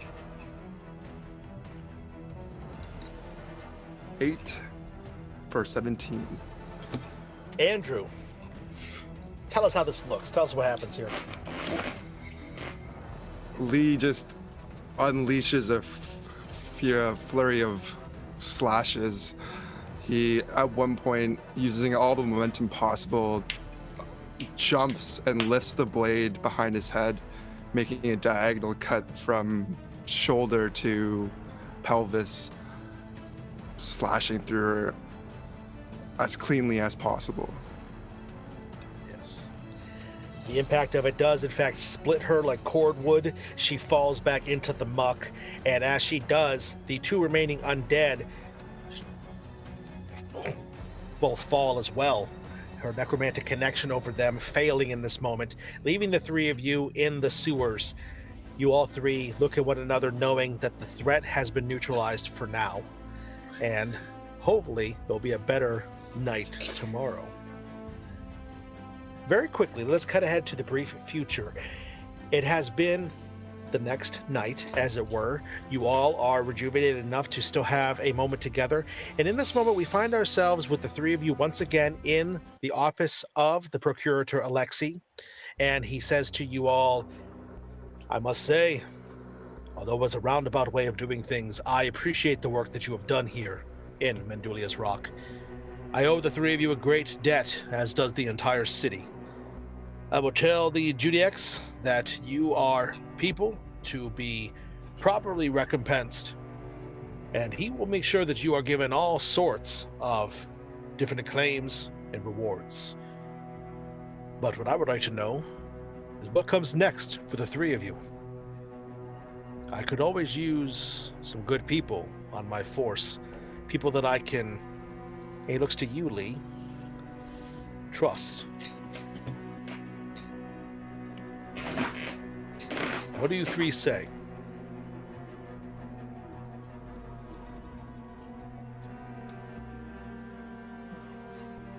Well, there is quite a tale to be told here.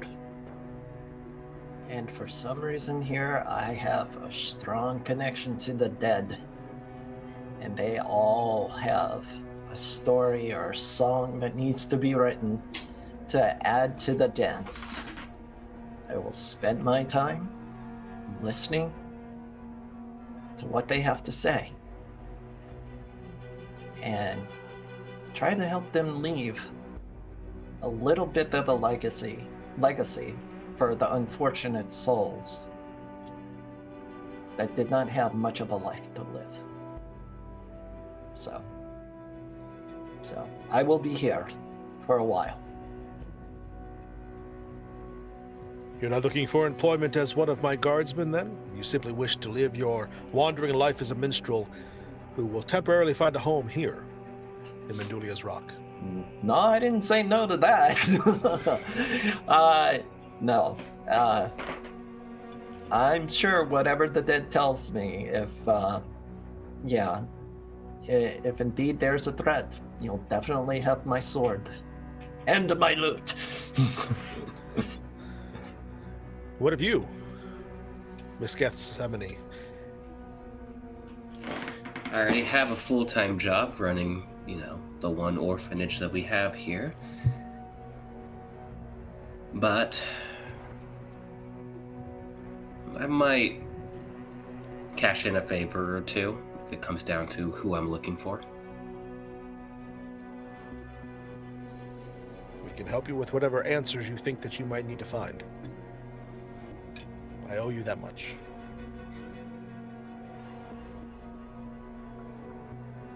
And what about you, Mr. Cuthbert? I don't want the responsibility of other men anymore. But if you're in need of a quartermaster, I'm happy to teach. Very good. I think there's much that can be learned from your knowledge and your expertise. I will gladly accept this. Well then, I suppose this will be another night.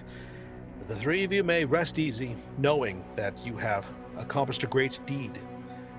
You have saved the city from the creeping death that plagued it, and have therefore earned yourselves a bit of respite.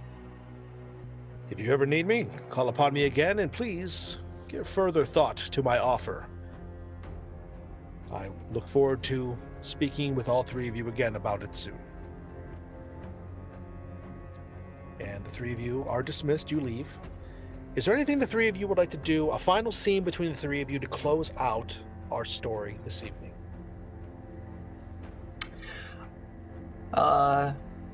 Yes. As we turn, and we go back to the Raven, I would imagine that's where we're headed. Is that correct, Anessa? Yeah. Okay, yeah. The three of us make ourselves comfortable there. Malice will reach into his pack and pull out a fine bottle from, his parents' cellars. And I say, I think the three of us deserve this. And, with mage hand, you can just see this hand just come up and just like uncork the bottle. Nice. Yes, the three of you share a drink, a celebratory drink. Cheers. Cheers. Cheers. It's just like, well, like I told Alexei, I'm gonna remain here. The good thing about bards, we do command attention usually, but it's been my experience in certain circles or whatever, bards make good operatives. Eyes and ears out on the crowd. There isn't much we don't miss. So, and plus, with the spirits that guide me, I could probably being a pretty strong ally for Alexi. So I'll be here for a while. So I'm also here to help you two. Whenever you need me. Anessa has, though she is paying attention, has been staring out there's like a singular window that looks out, and she's just staring out there, looking out the pathway. I think I was really close. Just one more push. Figure it out.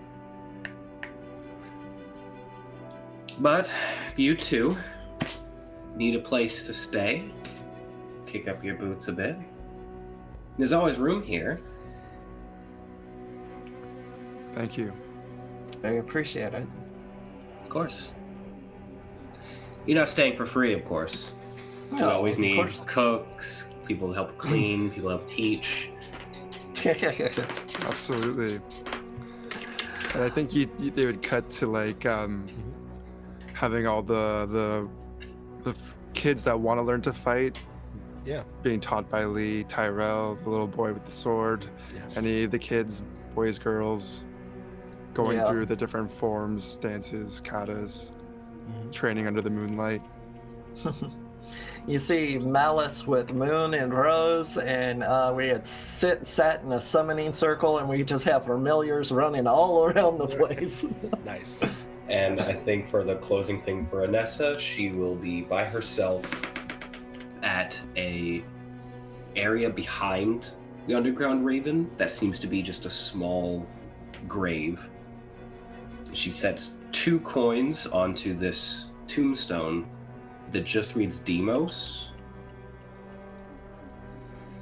places her hand on it, and just, I'm going to find you. Promise. Indeed. And we draw out of Mandulia's rock, safe for now, but in the grimdark world of Nier, in the setting of Notte Eterna, the night is long, and although the moon smiles upon us now, who knows what sort of strange and nefarious tale we will find when next we meet. So this concludes our arc of The Creeping Death. Thank you all so very much for playing. Great stuff. Thank you all so very much for watching. We ran a little bit over, but I felt it was necessary to make sure that battle had the proper gravitas. So thank you all very much. I want to take a moment to go around the horn and let everybody say goodbye. Let them know where you can find them when they are not here. So Andrew, thanks for being here, man. This was a true pleasure. I really enjoyed what you brought to us, so thank you so very much. Please tell the fine folks where they can find you, because of course they're going to want to see more. Wow. Thank you for having me. It was a lot of fun. My name is Andrew. I played Lee Helios Cuthbert. You can find me on my socials at Andrew Nean RPG across all social media channels. Yeah, thanks for having me. It was a blast. Absolutely. Our pleasure. Thank you so much. Moving on to David right below me. David, thank you so very much. It's always great to share a table with you, buddy. And I know we'll do it again soon. So please tell everybody where they can find you. Well, you can find me at Murder Hobo Incorporated.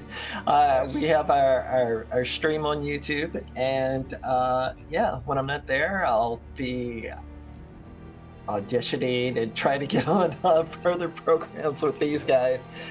So yeah, you can follow me on Twitter at BardicAF, and also at Inspired Champ for Inspired Champions. So. Absolutely. Well, thank you, David, for making it bardic and funky, my friend. So thank you very much for being here.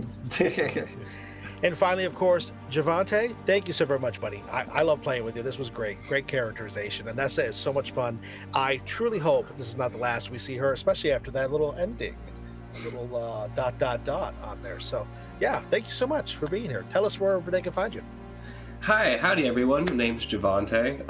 Is an absolute joy to be able to play this character, give life to her another time in another era. Felt really good.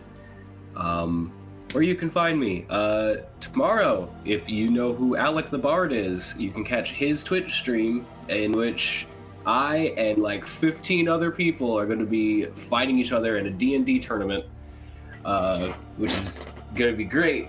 Normally, you can find me as Initiative Order on bi-weekly Mondays. You can find me playing the Black Arcanite Ranger in our Power Rangers Arcanites game.